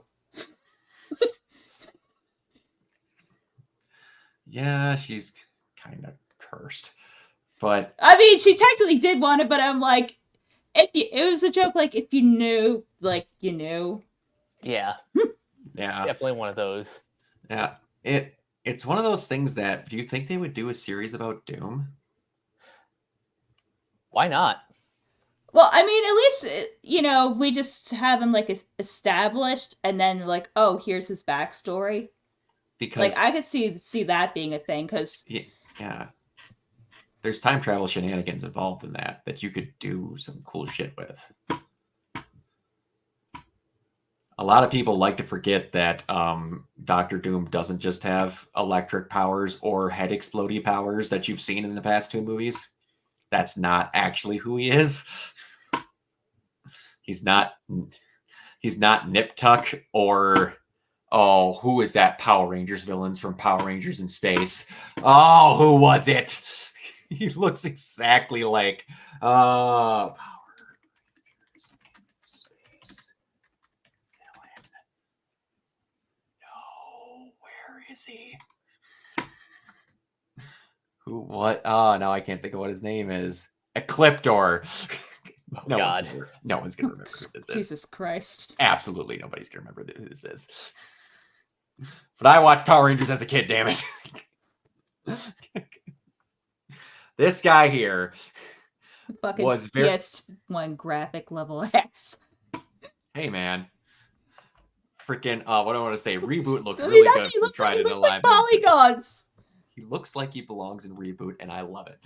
But yeah, that was... I'm just like, oh, man. And they had Toby, what's his last name? Played Doom in Fan Four Stick. Oh, Toby Kebbell. Toby Kebbell. Oh God. The beginning of that Fan Four Stick. movie is fantastic. Oh yeah, And it's falls great. off a cliff. Yeah, I mean, basically, when it's because it was done by the Chronicle guy, and then basically it starts as Chronicle, but it's the Fantastic Four, and then everything goes horrible. And then everything that was in the trailers wasn't in the movies. Yep. Yeah, I remember the way it says. Didn't he also get fired in post-production There too? was And some they did weird research? shit where he supposedly trashed a mansion, or they wouldn't let his dog in the productions, or freaking... It was weird. Yeah. There was a whole lot of rumors going on around about it. It was weird. But yeah, making the Fantastic Four's origin a science experiment gone wrong is a stroke of genius. Oh, yeah. Because that's what actually happened. And also, one small tangent, that discourse with Johnny and Sue Storm in that movie God. pissed me off so much. I have more non-related friends that are closer to family than me than anything, and the fact that you think that you can't be close family or close in general because you're step siblings, you're a fucking idiot. Also, I'm like, Michael B. Jordan was not the problem with that movie. No, he was perfect for Johnny Storm. Mm-hmm. And if you go in a full room and there's 7 white actors and 1 black one, and every freaking white actor bombs except the black one, you go, well, I'm sorry, man. You're black and they're not going to like that. So hit the bricks. No, you don't. Everything about the discourse leading up to that movie was... Wasn't this also the same summer that Ghostbusters 2016 came out? No. Ghostbusters was the year after. Really? I thought Fan Four Stick was 2016. That was 2015. Wow, I thought it was earlier than that. But anyway, and then and I love that argument always turns into, well, then why don't we just make Black Panther white then? I'm like, why don't you come up with an analogy that actually fucking works? Because one of them, their skin color matters. One of them, it doesn't. One of these things is not like the other. My favorite thing, he is a very good friend of mine. Morgan, if you watch this somehow, I love you. But this is one of the most backward statements I've ever heard you make in my entire life. When Wally West got cast in The Flash, it was a black person. Keep in mind, the Wests were black in the show already. Now, in comics already, Wally was black during the New 52. I don't know if it started before that, but I know it was in the New 52. And then the statement, Wally is known for having orange hair. No, he is not. No one ever opened up a comic book and went, boy, I can't wait to watch Wally have orange hair in this scene. He is known for being a jokester and a speedster. He happens to have orange hair. That is like saying Batman is known for having black hair. No, he isn't. No one opens up a comic book to go, man, I can't wait for Peter Parker to have a messy brown haircut. I just can't wait. That's like the people that were making a big deal about the fact that Miles had different branded sneakers in Spider-Verse. Are you kidding me? No, God, I wish I was. I wish I was. And then they made an even bigger deal that he had a different brand of sneakers in Spider-Man 2. They were like, what do you mean to tell me he's wearing Adidas? What does it matter? Find something worthwhile to be angry about, please. There's people dying in a war that's pointless, and you're mad about Adidas? But Brock, if I can't be mad at the internet, what will I do with my life? Go die. That was mean, but I've said with Mike that I don't want a death note that kills people. I want a death note that kills IP addresses. So if I just write your name in the death note, your use of any form of social media just disappears. And then I've gotten it even better that I want to be able to do the other part where I can write how it all disappears or if how you got canceled. I want to be able to write that in on my own. And I want, you know how they always have the default is you die of a heart attack? Mine is going to be you were caught with child porn.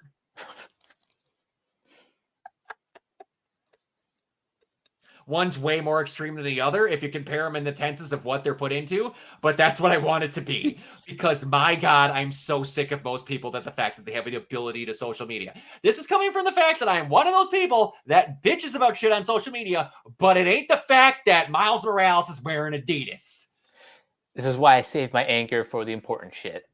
Oh, you're right. Like, what would Zack Snyder have done if he got to finish his movies?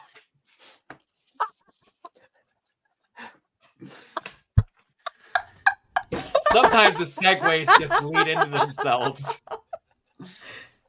In a revealing chat with GQ, Snyder sheds light on the epic finale that never was. Featuring a showdown against Darkseid, Superman was going to have to succumb to the anti-life equation, be destroyed, turn back the clock, and then get his chance to fight against Darkseid. Oh my God! Darkseid! Holy shit, guys! The fucking peak fiction here. Let me just say this for the record. I am a Zack Snyder fan. I have said that many times over the course of my time here on the internet. I am beyond done with this Restore the Snyderverse stuff. It's not even a thing anymore. It's just it's a thing that people keep wanting to. This is the movie equivalent of flat earthers. No, you're right. It is. Well, it is, but it's also like I just keep thinking Mean Girls. Like that isn't going to happen. The Snyderverse isn't going to fucking happen, guys. It's not only that, but I'm like I remember like years ago I was in a police forum with someone, and they're like, Darkseid is gonna be bigger than fucking Thanos. Like, you just right here, like stay right here, like, you know, it's gonna crush the MCU. Just watch and wait. I'm like, okay.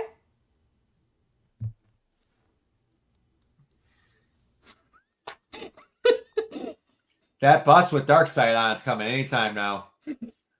Oh, wait. He didn't just go out for milk and cigarettes and never come back. Now, to be fair, as a DC fanboy at heart, Darkseid could be a much bigger deal than Thanos when presented on screen. Well, yes. But that's not what was happening here. That was something we were never going to get because WB reduced Zack Snyder to a marketing ploy to sell projects that go Zack Snyder's real vision when they never cared about it. And they were never going to let him get anywhere.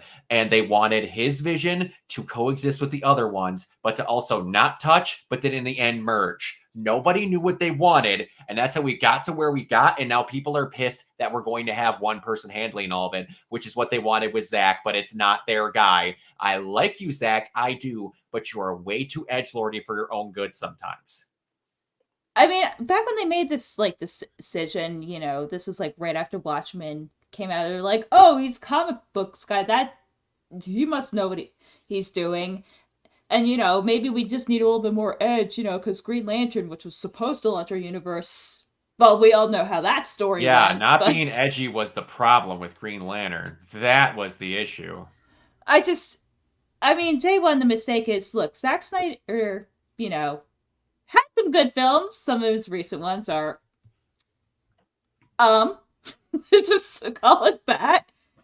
But you know what? He was Sucker Punch. I know people think that thing's a trash pile. I genuinely would like that movie to actually get repolished and made into something really, really good. That could be. Yeah. I saw some of it. I will admit I'm not the biggest Sucker Punch fan, but at least I get why people like it. I get why people like Watchmen. But giving this guy basically the keys to the Ferrari was a fucking mistake.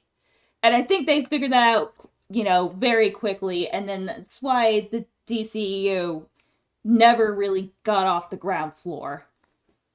Mm-hmm. But no one's ever going to be okay with admitting that. Well, no, never, ever, ever. No. Because if you do admit that, then you're admitting that you basically let the whole studio go to shit. Yeah.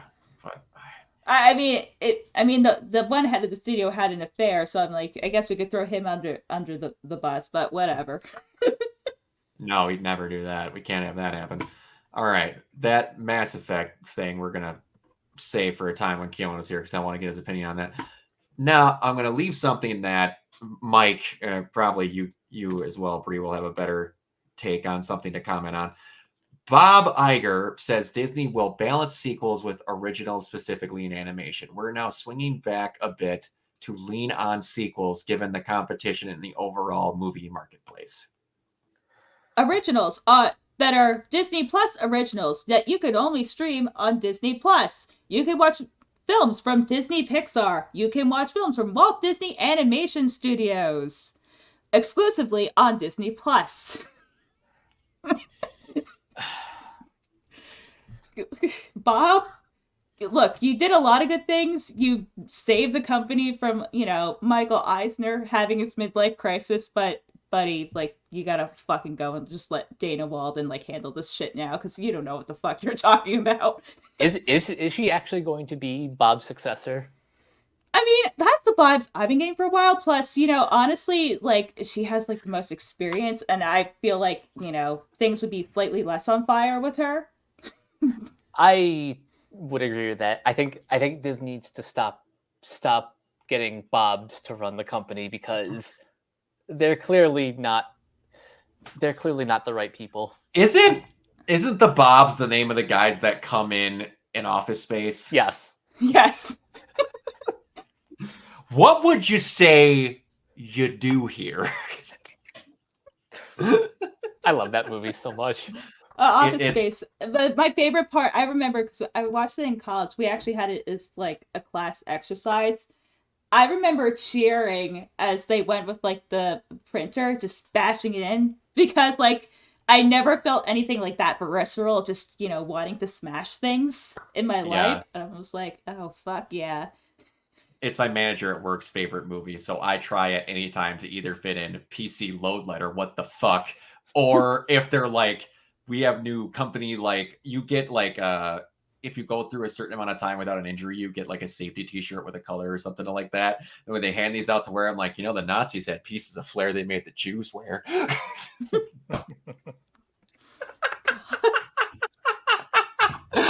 Just stop it. My God. That movie, anyone who has not seen Office Space, treat yourself. That movie is fantastic. That is mid-Friends. Now I can't even think of her name. Jennifer Aniston. Jennifer Jennifer Aniston Aniston. doing that. That was insane. Also, that might be my favorite thing Dietrich Bader's ever done. Dietrich Bader, so I don't remember who said this, but they were absolutely on point. Dietrich Bader is a comedy assassin. He never needs to be the main guy. Whatever you just randomly stick him into, he's likely going to be the funniest thing in that movie. And you'd be correct. Like that, when he's the freaking like karate instructor in Napoleon Dynamite. I forgot that was him. Yeah! You think I get to go home in Starla because I'm wearing these bad boys? Forget about it. He also is like a like concubine prisoner of like freaking like a gay concubine prisoner of Christopher Walken in Balls of Fury for like nothing, no reason at all. Just everything he's in, he's so freaking funny. And also he's Batman. Yes, he is Batman Brave and the Bold. Won't be the I almost, a sick part of me wants to see if you could even find another David Zaslav. I mean, I guess if you're a masochist, maybe you'd be into that sort of thing. I mean, I am partially, but that's besides the point. But, like, you would have to try to find someone that inept at their job. The biggest thing that I can't believe he even still has a job now is he's like, oh, we don't need the NBA rights. And now and now Charles Barkley is probably gonna go off and create his own production company because he's like, yo, this is some bullshit. Who comes up, sir? We're gonna get the rights for the NBA. What? You know, the one thing that TNT has been like synonymous for like 30 plus years. We don't need that. Also, the reason why they stopped putting like original programming on TNT because they have sports. Exactly. Do any of you guys watch Smosh games or like Smosh content whatsoever? I used to. There's a great quote where they play Trivial Pursuit, but you don't have to get the question right. In order to get the token or whatever, you have to make the other person laugh with your answer to the question. And they were bringing up like the most streamed whatever sport, and it was and he's like, it's the NBA, and he's like, I'm being told it's like the WNBA, but all dudes.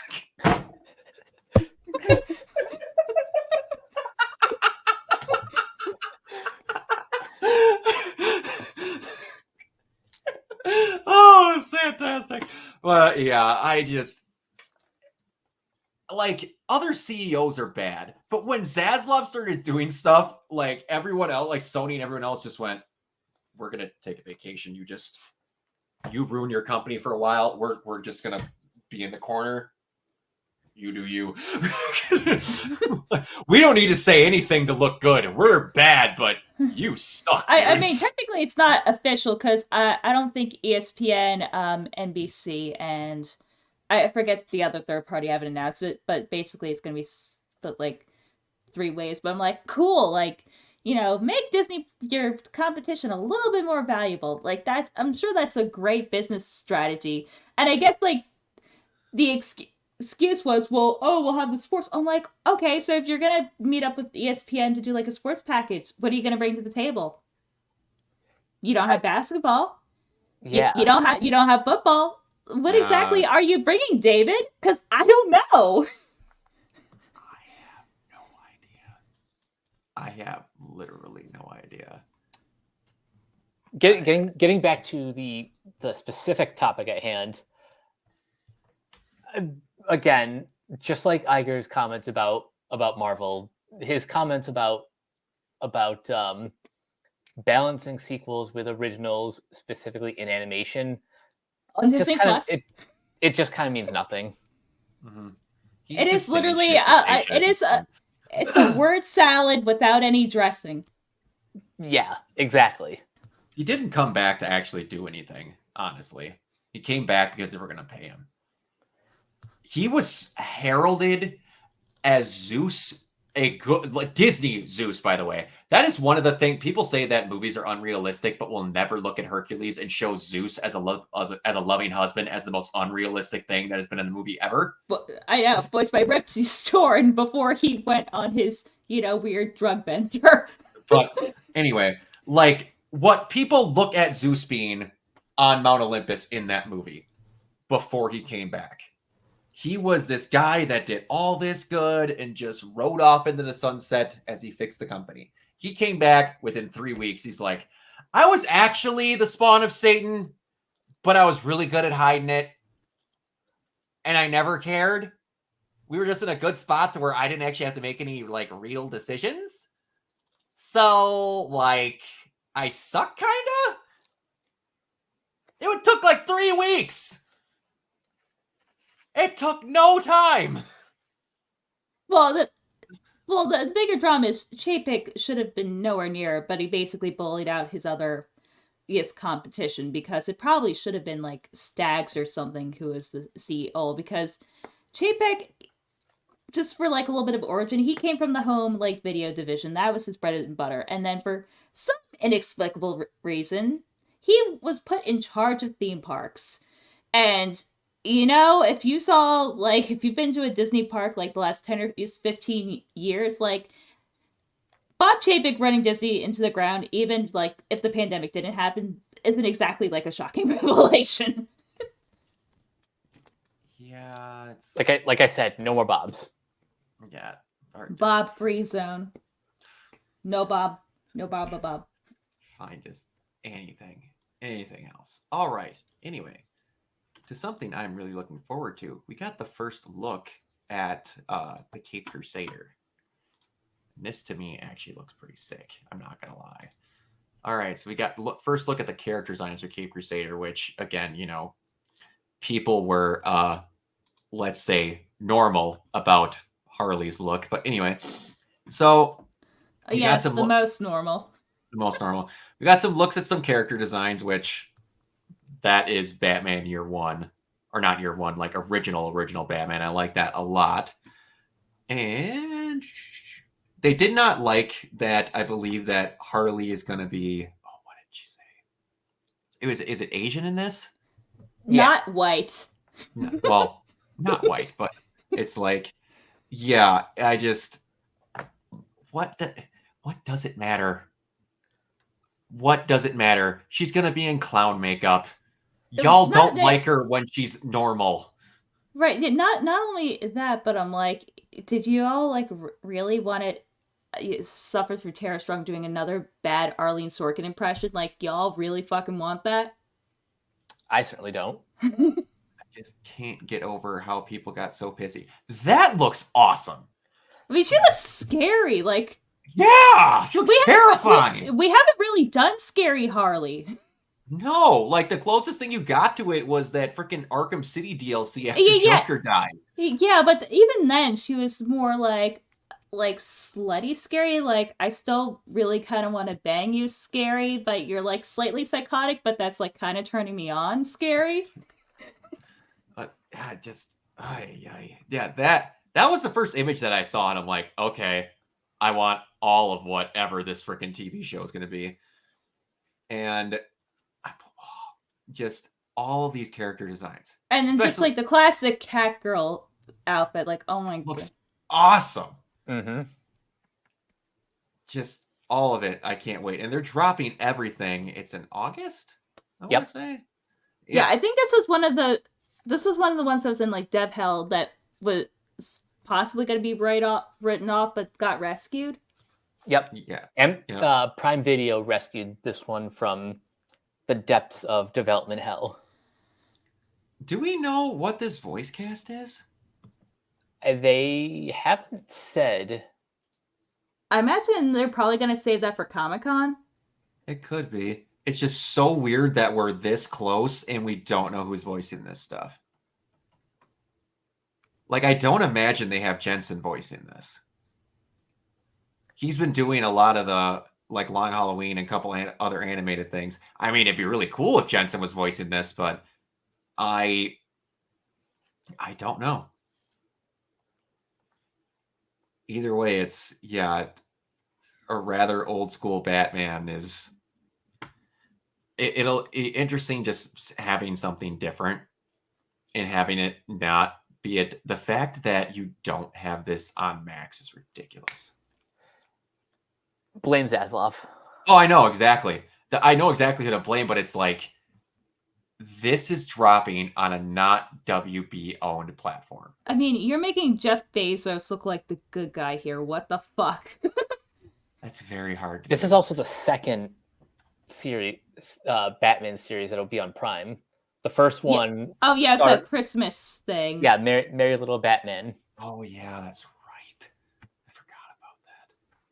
And then didn't they like? I forget where they shadow drop, but whatever reason they just have an obsession with like Family Matters and like making Steve Urkel like a thing again, because they did that one special, and then Steve Urkel was in one of the newer Scooby Doo movies series. I'm like, okay.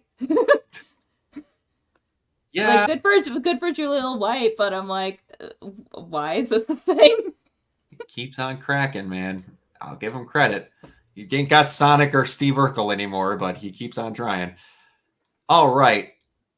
Going from one thing that everyone really asked for to another, Warner Brothers has confirmed they will release the first in a new series of Lord of the Rings films currently titled The Hunt for Gollum in 2026, with Peter Jackson set to produce and Andy Serkis directing. Why? And they're gonna do the same fucking thing and just oversaturate it, because isn't that Lord of the Rings anime movie supposed to come out like next year? So you're gonna have Lord of the Rings back to back? It's this year actually. It's coming out in December.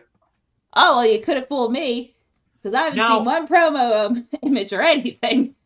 I had no idea what the actual hell this movie was going to be about, because I have not read the books. I've heard they're very good. I've heard, hey, they skipped Tom Bombadil, screw these films, but no, they're actually still really good.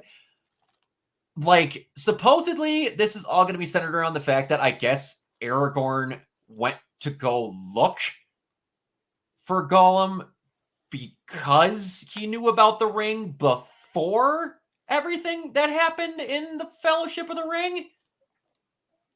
That's supposedly what this is. Oh my god. Because he has knowledge of the ring, and they want to be able to deal with it, and that's why they go to hunt him down. You're going to make a trilogy of movies out of that? Good luck. I don't want one. Did they see, oh man, everyone really liked that Gollum game. Oh, and no then one did? The fan film that's literally been up for 15 years, it's mysteriously going to have a DCMA takedown and then magically go back up. Is that what the fan film is about? Pretty much. Yeah. It has the same title at least.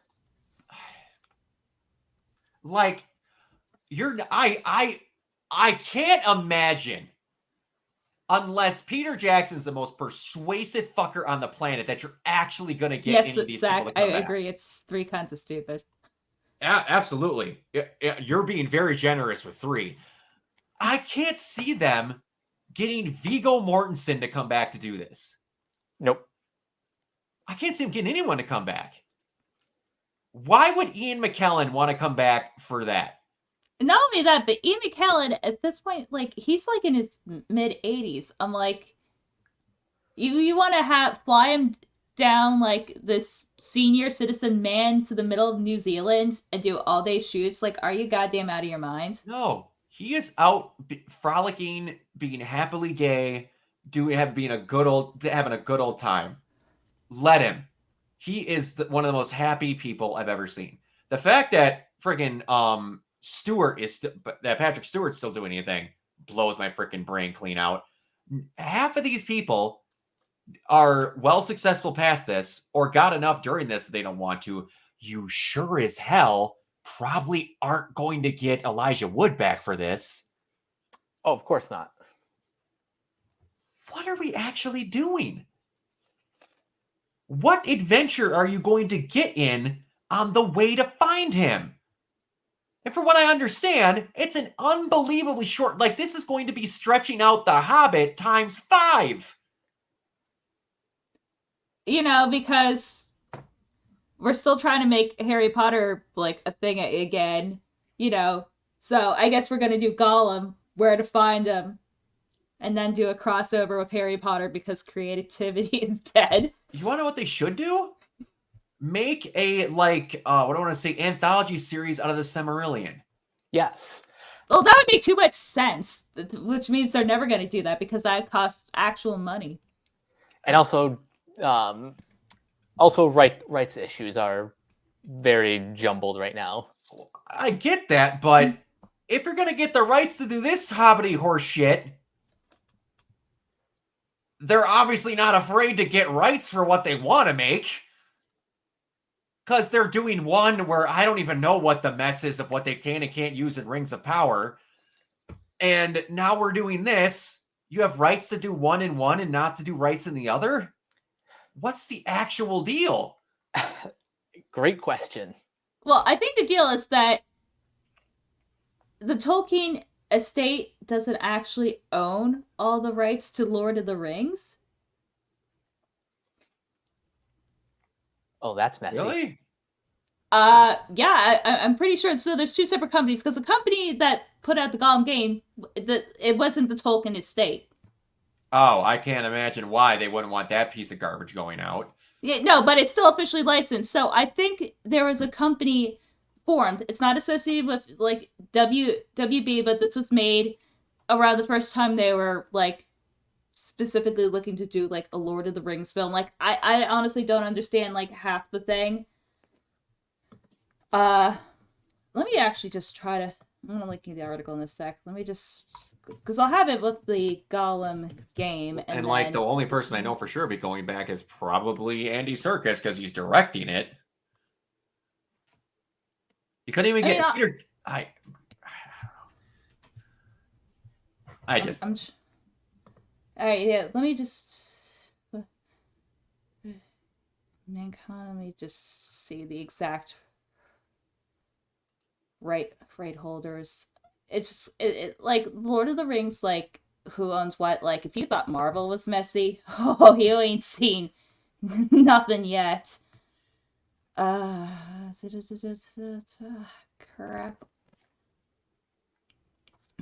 I was in the original article. I'm trying to find it, and like it's pissing me off that I can't find the actual thing. Right. Well, anyway, this is the second it was made. A film's existence doesn't normally actively irritate me. This does. This is the most who actually asked for this I've seen in a long time. I understand milking content dry. I get that. But you're going to have to make up 90% of a trilogy to make this work.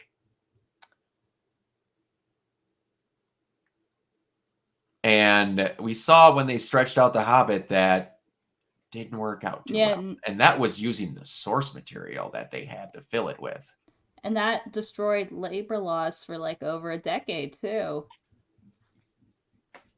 And I'm pretty sure that whole project is the reason why Peter Jackson said, yeah, I'm going to sit out directing for a while, and went and kind of crawled into the documentary hole. Mm-hmm. And I don't blame him.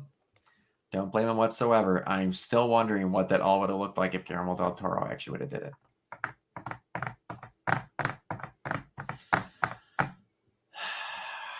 That would have been something else because he's a weird man. I'm one of those people that wants a third Pacific Rim film over a third Hellboy, and I'm never going to get it because they don't care. And yeah, but if you're not thinking we're going to have any luck finding this, we can just move on. Oh wait, I think you're going to laugh at this. I think one of the companies that actually owns the Lord of the Rings IP is, wait for it, the Embracer Group. They own the gaming rights to it, most likely. Yep. all video game rights because I believe that was made by someone inside the Embracer Group. But, well, no, they probably own it now because WB used to have it. Because well, they only own the film rights, so that was the whole thing. Oh, it was Middle Earth Enterprises, I think, was the company, and then they got bought by the Embracer Group. Like this whole thing is like such a fucking mess. Let me see. Middle Earth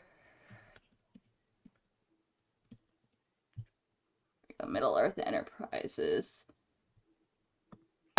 Here it is, 1976. Yeah, here's the company, Middle Earth Enterprises, which is now owned by the Embracer Group. I'm gonna just put in the private chat, Brock. Okay. All right.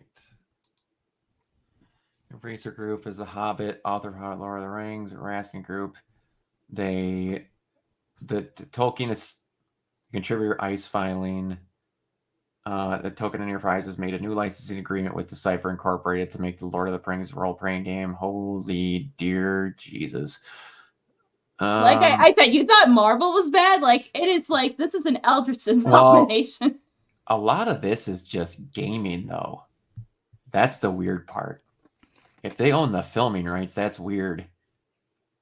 But other games that came down, yeah. See, also a Tolkien estate going through background history of Middle Earth Enterprises, Tolkien estate, and Embracer Group, formerly a trade name of Souls Inc. That's the Embracer. Elements of found the characters I'm seeing is Embracer Group announced that they have entered into agreement to purchase Middle Earth Enterprises from the Souls company. Okay. Yeah, there's some weird mumbo jumbo in that. But yeah, anyway, that's a mess, and I can't wait to see. I'm honestly going to be more interested in who they see to actually get back to come back for that film than the film itself. And they better get the brink trucks the film ready. even happens. Oh, somehow it will. This will be the one thing that gets just willed into existence because it needs to somehow. It's got Peter Jackson and Andy Serkis working on it. Plus, I'm pretty sure the anime film is going to like do gangbusters that week. Oh, it will. But all right, okay. So I don't know about y'all, but I'm single. I don't know if any of you are taken or interested in doing dating apps. I can't do them because they make me want to blow my brains out. But apparently, what's going to make them easier, Bumble founder Whitney Wolf Hurd says the future of dating is having your AI date other people's AI and recommend the best matches for you to meet. Okay. I would rather die alone. Same. That is 5 degrees of separation of stupidity. If they can't understand me, how in the bloody fuck are they going to understand an AI that I can't program?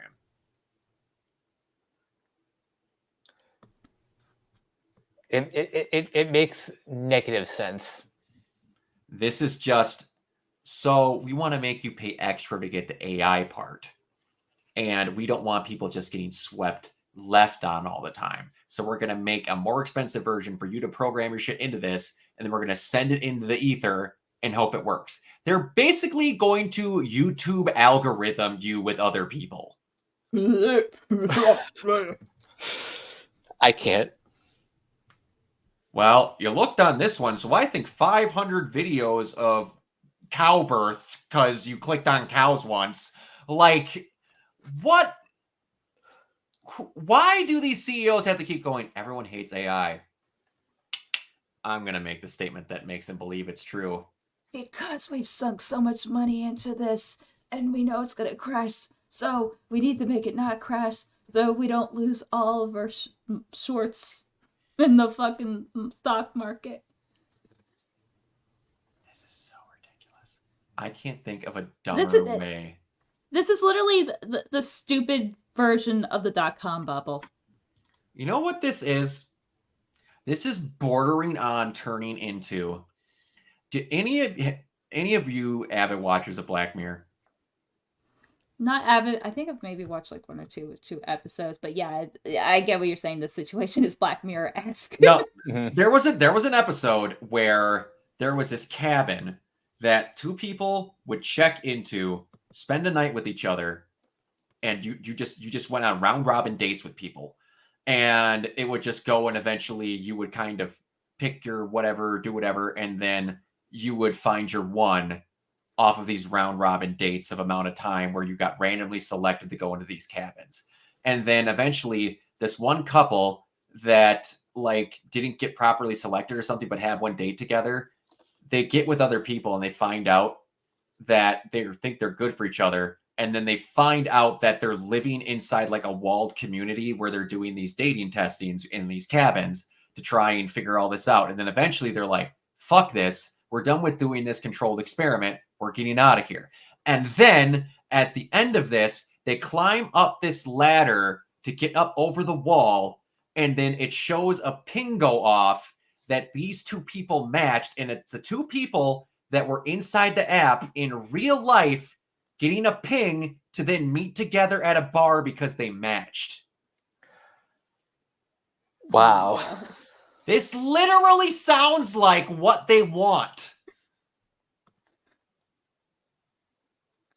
They're literally describing a Black Mirror episode.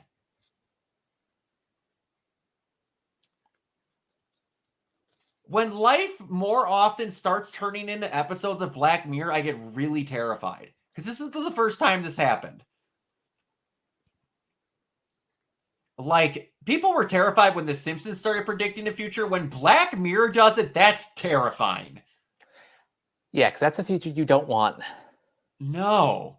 They go out of their way to say this is a bad thing.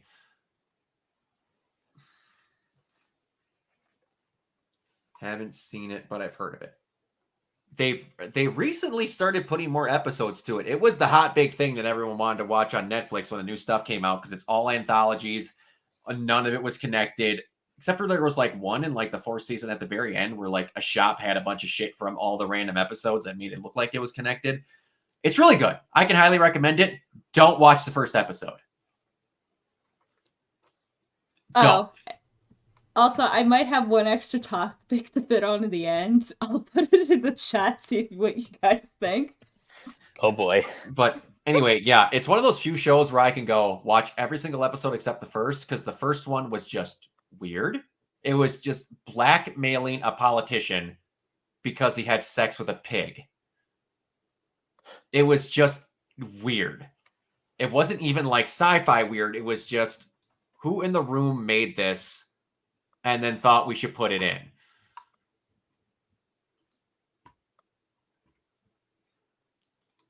Oh boy, I'm going to get through my other topics before I even fully look at that. Okay. And it's like a nuclear bomb, and I was laughing. My friends sent me a gif of like a little cat hitting like a nuclear bomb, like just the nuke button and just a big mushroom cloud. Okay. Anyway, so we were talking about Doctor Doom earlier and some Marvel stuff. One project I've always joked that I've wanted to see was Roger Corman's version of the Fantastic Four. Speaking of that, man, he had passed away at the age of 98, and that he lived a long life. It still sucks when you hear that, but I mean, you can't complain about living to 98. Mhm. No. It's one of those people that you kind of not forget, but like they're so secluded out of life and not doing anything in the limelight that you don't hear about them until they pass away. And then you discover that they're pretty much responsible for the entire film industry, at least from like the 70s onward. Yeah, it's That's the gif I was telling you about. but yeah, it's one of those things that just sucks, and wish more people knew about him. other than the really not great Fantastic Four film that never gets to see the light of day, but oh boy, do I want to see it. I want to see it so bad. I don't care like who I have to blackmail. I mean, it can't be any worse than the two, well, I'm sorry, the three that technically already exists. I don't know. I've seen some things. But it's like camp enough, and also that movie had like the budget of a cheese sandwich, so like you can't even be that mad at it. Yeah, it just sucks. Rest in peace to him. I don't know if anything special has been done, but something special should be done for him.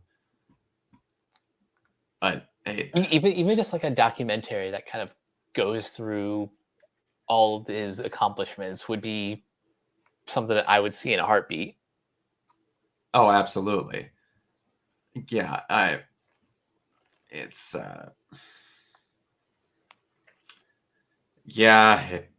sucks, but yeah, and they will probably come out. There's probably 7 different studios fighting for the right to do it, but I just hope that it's done respectfully. But so Bree sent something into the chat.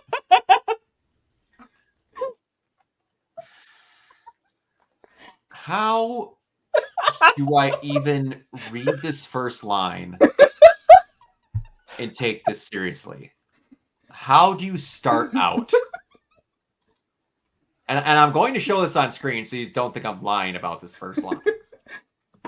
Last summer, I disguised myself as a black man and traveled throughout the United States to document how racism persists in American society. Writing Seven Shoulders was one of the hardest things I've ever done as a journalist. It's out on May 30th. And there's a comment under here that I thought was pretty great. It's hard to simultaneously draw the ire of black people, white people, conservatives, and liberals, but I think you've just done it. I want to see the photos. Oh, God. His profile pictures is somebody in my group chat said he looks like an AI generated picture of like Colin Jost's brother. Oh my God. He does. He does. He does. I just.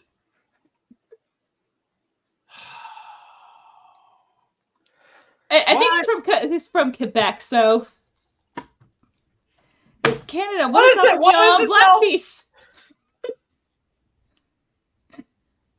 Canada? What's up with y'all doing blackface? What the fuck's happening up in the Great White North? Yeah, wasn't it Trudeau that did? Yeah. Oh my God. What is going on? Why does this exist? Why does this need to be a thing? Oh, but he's like getting ratioed so hard, which is why my friend sent me like the picture of the cat with the nuke. I don't know what's more shocking, that or the fact that Rob Schneider is trending. Oh God. Oh God. I don't want to know. Oh, because he has a book out on free speech. You can do it. Speak your mind, America. Like how are you like so unfunny that even like conservatives are like, dude, you just kind of fucking suck.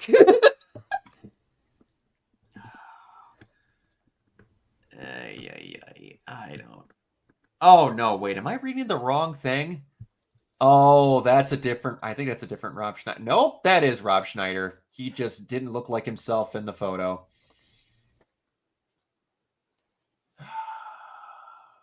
Man, your best role was in Necessary Roughness, and it's never going to get any better. Okay, now that we're past whatever the actual thing is. Let's not talk about now that we're out of controversial black topics. Assassin's Creed Shadows.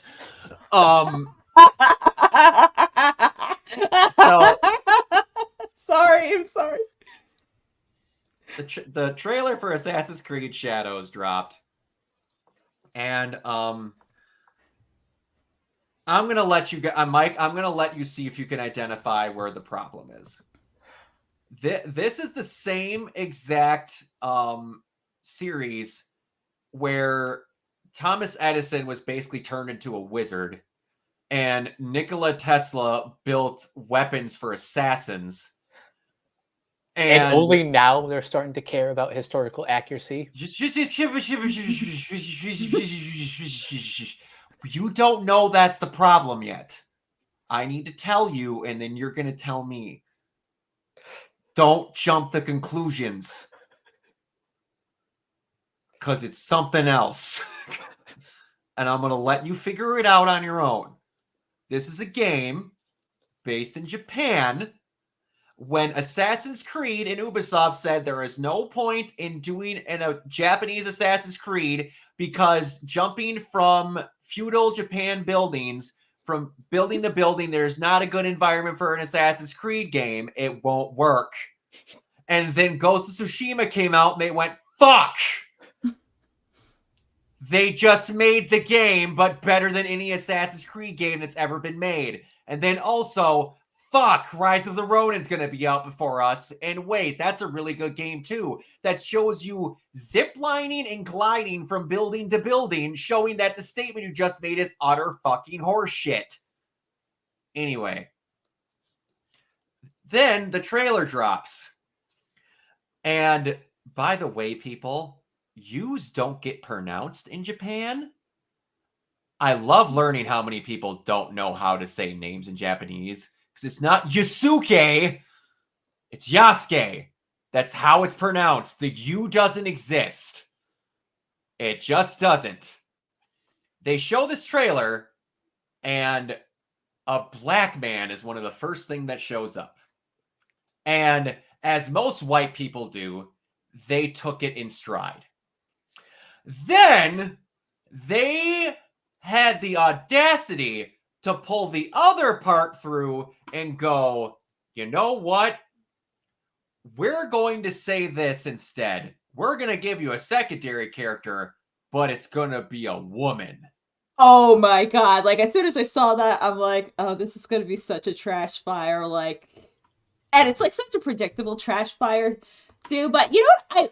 The thing that's made me laugh the most about this whole thing, like, no one, correctly putting out, the obvious answer that this is, Ubisoft or whatever's just been like coasting and stuff, and they haven't made a really good Assassin's Creed game in a while, and it's all like overpriced. No, we're not actually going to talk about that because that's, actually fucking important.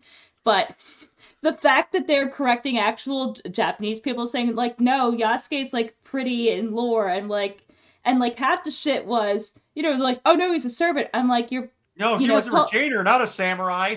Except and the picture they use is from like the 18th century, which, by that point, like the definition of like samurai was like wildly different than it was in like the late 1500s. And also, we're going to talk about historical significance. Everyone, this goes back to when Chad Stahelski says he was going to make when he's talking about making Ghost of Tsushima, that he's going to make the most anti-samurai film that's ever existed. People that play these fucking games, samurais weren't these mythical, righteous human beings that only ever did the right thing. That is made up horseshit. They were lawless assholes that took advantage of people and killed when they wanted to and were outright lawbreakers. This is all Hollywood horseshit that you're seeing. Like, any of you that think that they were like these mystical righteous human beings need to go look at an actual historical reading of these people. They weren't good people. Very few. Y'all just stayed Shogun for like 2 months straight. Like, what the fuck? But no, now when Yasuke is shown to be probably a full-blown samurai and not a retainer, now we're going to have issues. And oh boy, do I need to find the freaking Twitter post that oh boy. But yeah, that's the whole thing. Like, at that point, like the 1500s, like, I don't think there was like a class difference between like a retainer and like a samurai. Like essentially like they were like the same thing. This Yasuke had like his own house and like staff and shit. Yeah. Oh, also, we're going to go through a really great picture that I found here. I don't know what show this is from. But anyway, so it's like, when did Assassin's Creed get woke? And now I'm going to blow this up to make sure that I read this correctly. Altair was a Muslim Arab who primarily fought Anglo-Saxon crusaders. First female character was a knight you fight in the very first game. Some of your most prominent allies were in Renaissance Italy and were sex workers. Adewale raids and assassinates white slave owners in Haiti. And assassins helped Bolsheviks during the 1917 Russian Revolution.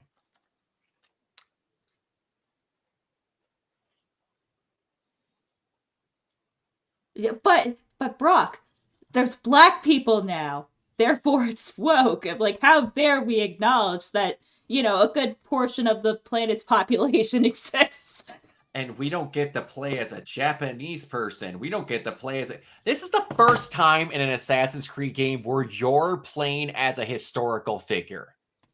You're always random OC that got made up by the company to be put into the game to go out.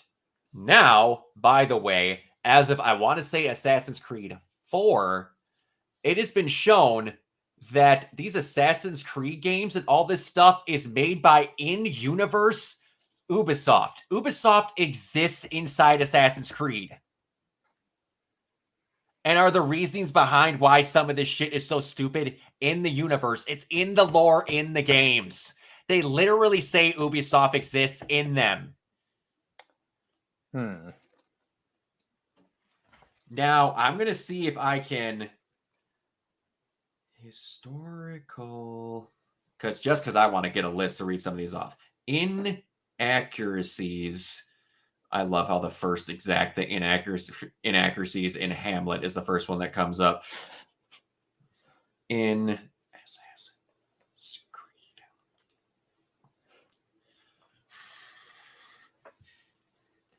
All right. When Assassin's Creed, heavily inspired by history, discovered the real history topic of historical lore in Assassin's Creed, historical inaccuracies in Assassin's Creed.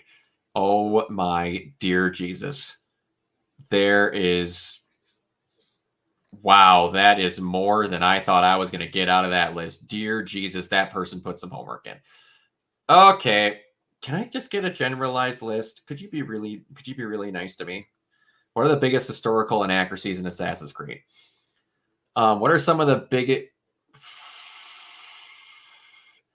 hold on. Let me see if I can actually get... There's a full collection here. Charles Lee was nothing like the man was in real life, for being an angry racist who hates Native Americans, despite, in fact, in real life being married to one. No one was killed at the Boston Tea Party. That one's just hilarious. The Continental Army had a standardized blue uniform, although it makes it easy to tell them apart from the red coats, so that's excusable. Washington is behind the destruction of a village in the French Indian War after he's already quit the military.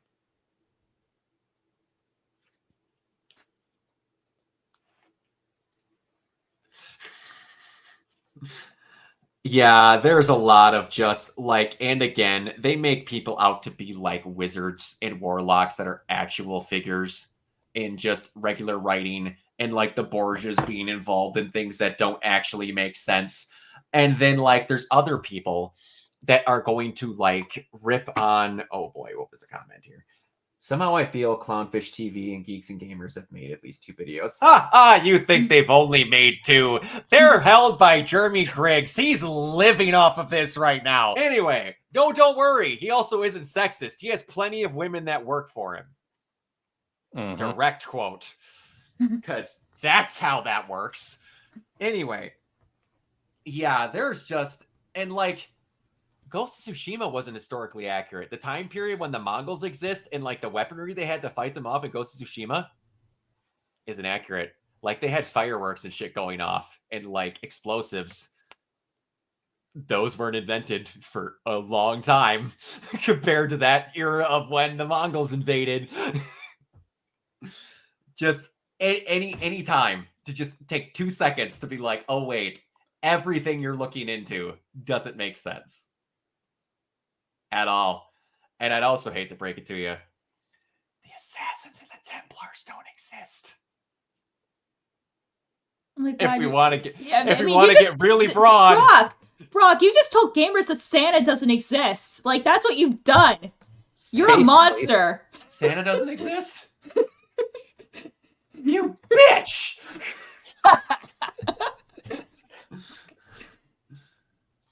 I can't get over people who are only outraged when there's nothing to be outraged about.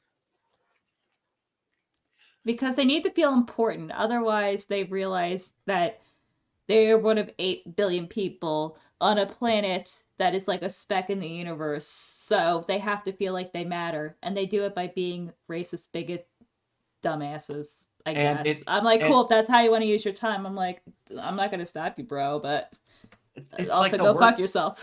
The worst part of it was, and it's like, the thing was, they're going to be like, it's 2 playable characters. They said that from the start. They're like, it's Yasuke gets put on the screen. They're like, oh, well, at least we'll get a Japanese guy to play with. And they're like, and then they made it a fucking woman. I'm like, not like Blue Eye Samurai isn't super popular right now.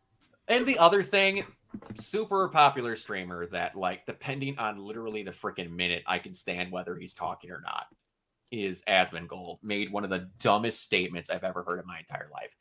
It makes no logical sense for an Assassin's Creed protagonist to be a woman because you cannot put yourself in a situation where you can logically believe where a woman could win a fight with 4 men. Does Samus Aran not fucking exist? What the fuck are you talking about? Also, there's been multiple Assassin's Creed games that have female protagonists. Well, I mean that too. I'm just saying. I know. It's just like she's not bitch slapping them to death. She's a trained assassin with weaponry and training to kill people. You're not just taking a housewife that's known for doing nothing but having children and throwing her out in the street and giving her a sword and go, take care of them. Why are people this brain dead? Also, it's a fucking video game. My favorite video game involves a redhead killing robot dinosaurs with a fucking bow and arrow. I understand that probably wouldn't work in real life, but it's a fun concept. Do people just not have imaginations anymore? No, they forgot how to have fun. No, because generative AI is, because we're trying to, bring art skills to level out because it's some sort of inequality. Because how dare I take time to learn a skill? I don't have time for that, apparently. But see, look over here. I got all the time in the world. I can't. We're going to show something absurd because it gets sent to me, and now all of you need to see it because I need something to cleanse my palate with just how stupid this has been. So, before we go out of here, you're going to get to see the stupidity that she sent us.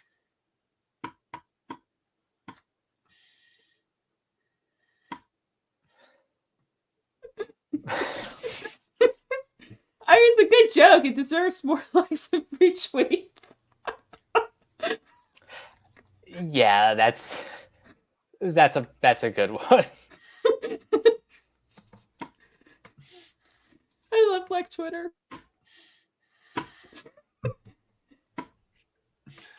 Anyway, so we're gonna get out of here. Mike, where can everyone find you? You guys can find me in all various social media sites at Captain K482. You can check out my quick thoughts on letterboxd.com/CoachK482. And you can follow Renegade Pop Culture on Facebook and that place at Ren Pop Culture. You can also find us here on YouTube, on Podchaser, Consider supporting our Patreon at patreon.com/renegadepopculture. Listen to all of our podcasts on Spotify, Apple Podcasts, or wherever you listen. And last but not least, everything can be found at renegadepopculture.com. You can escape, so do we. And Brie? I'm at Crazy Lemur. I don't suggest following me because you're gonna get a lot of this, but if you're like have like a kink of like just hurting yourself mentally and just want to be hurt all the time, it's at Crazy Lemur.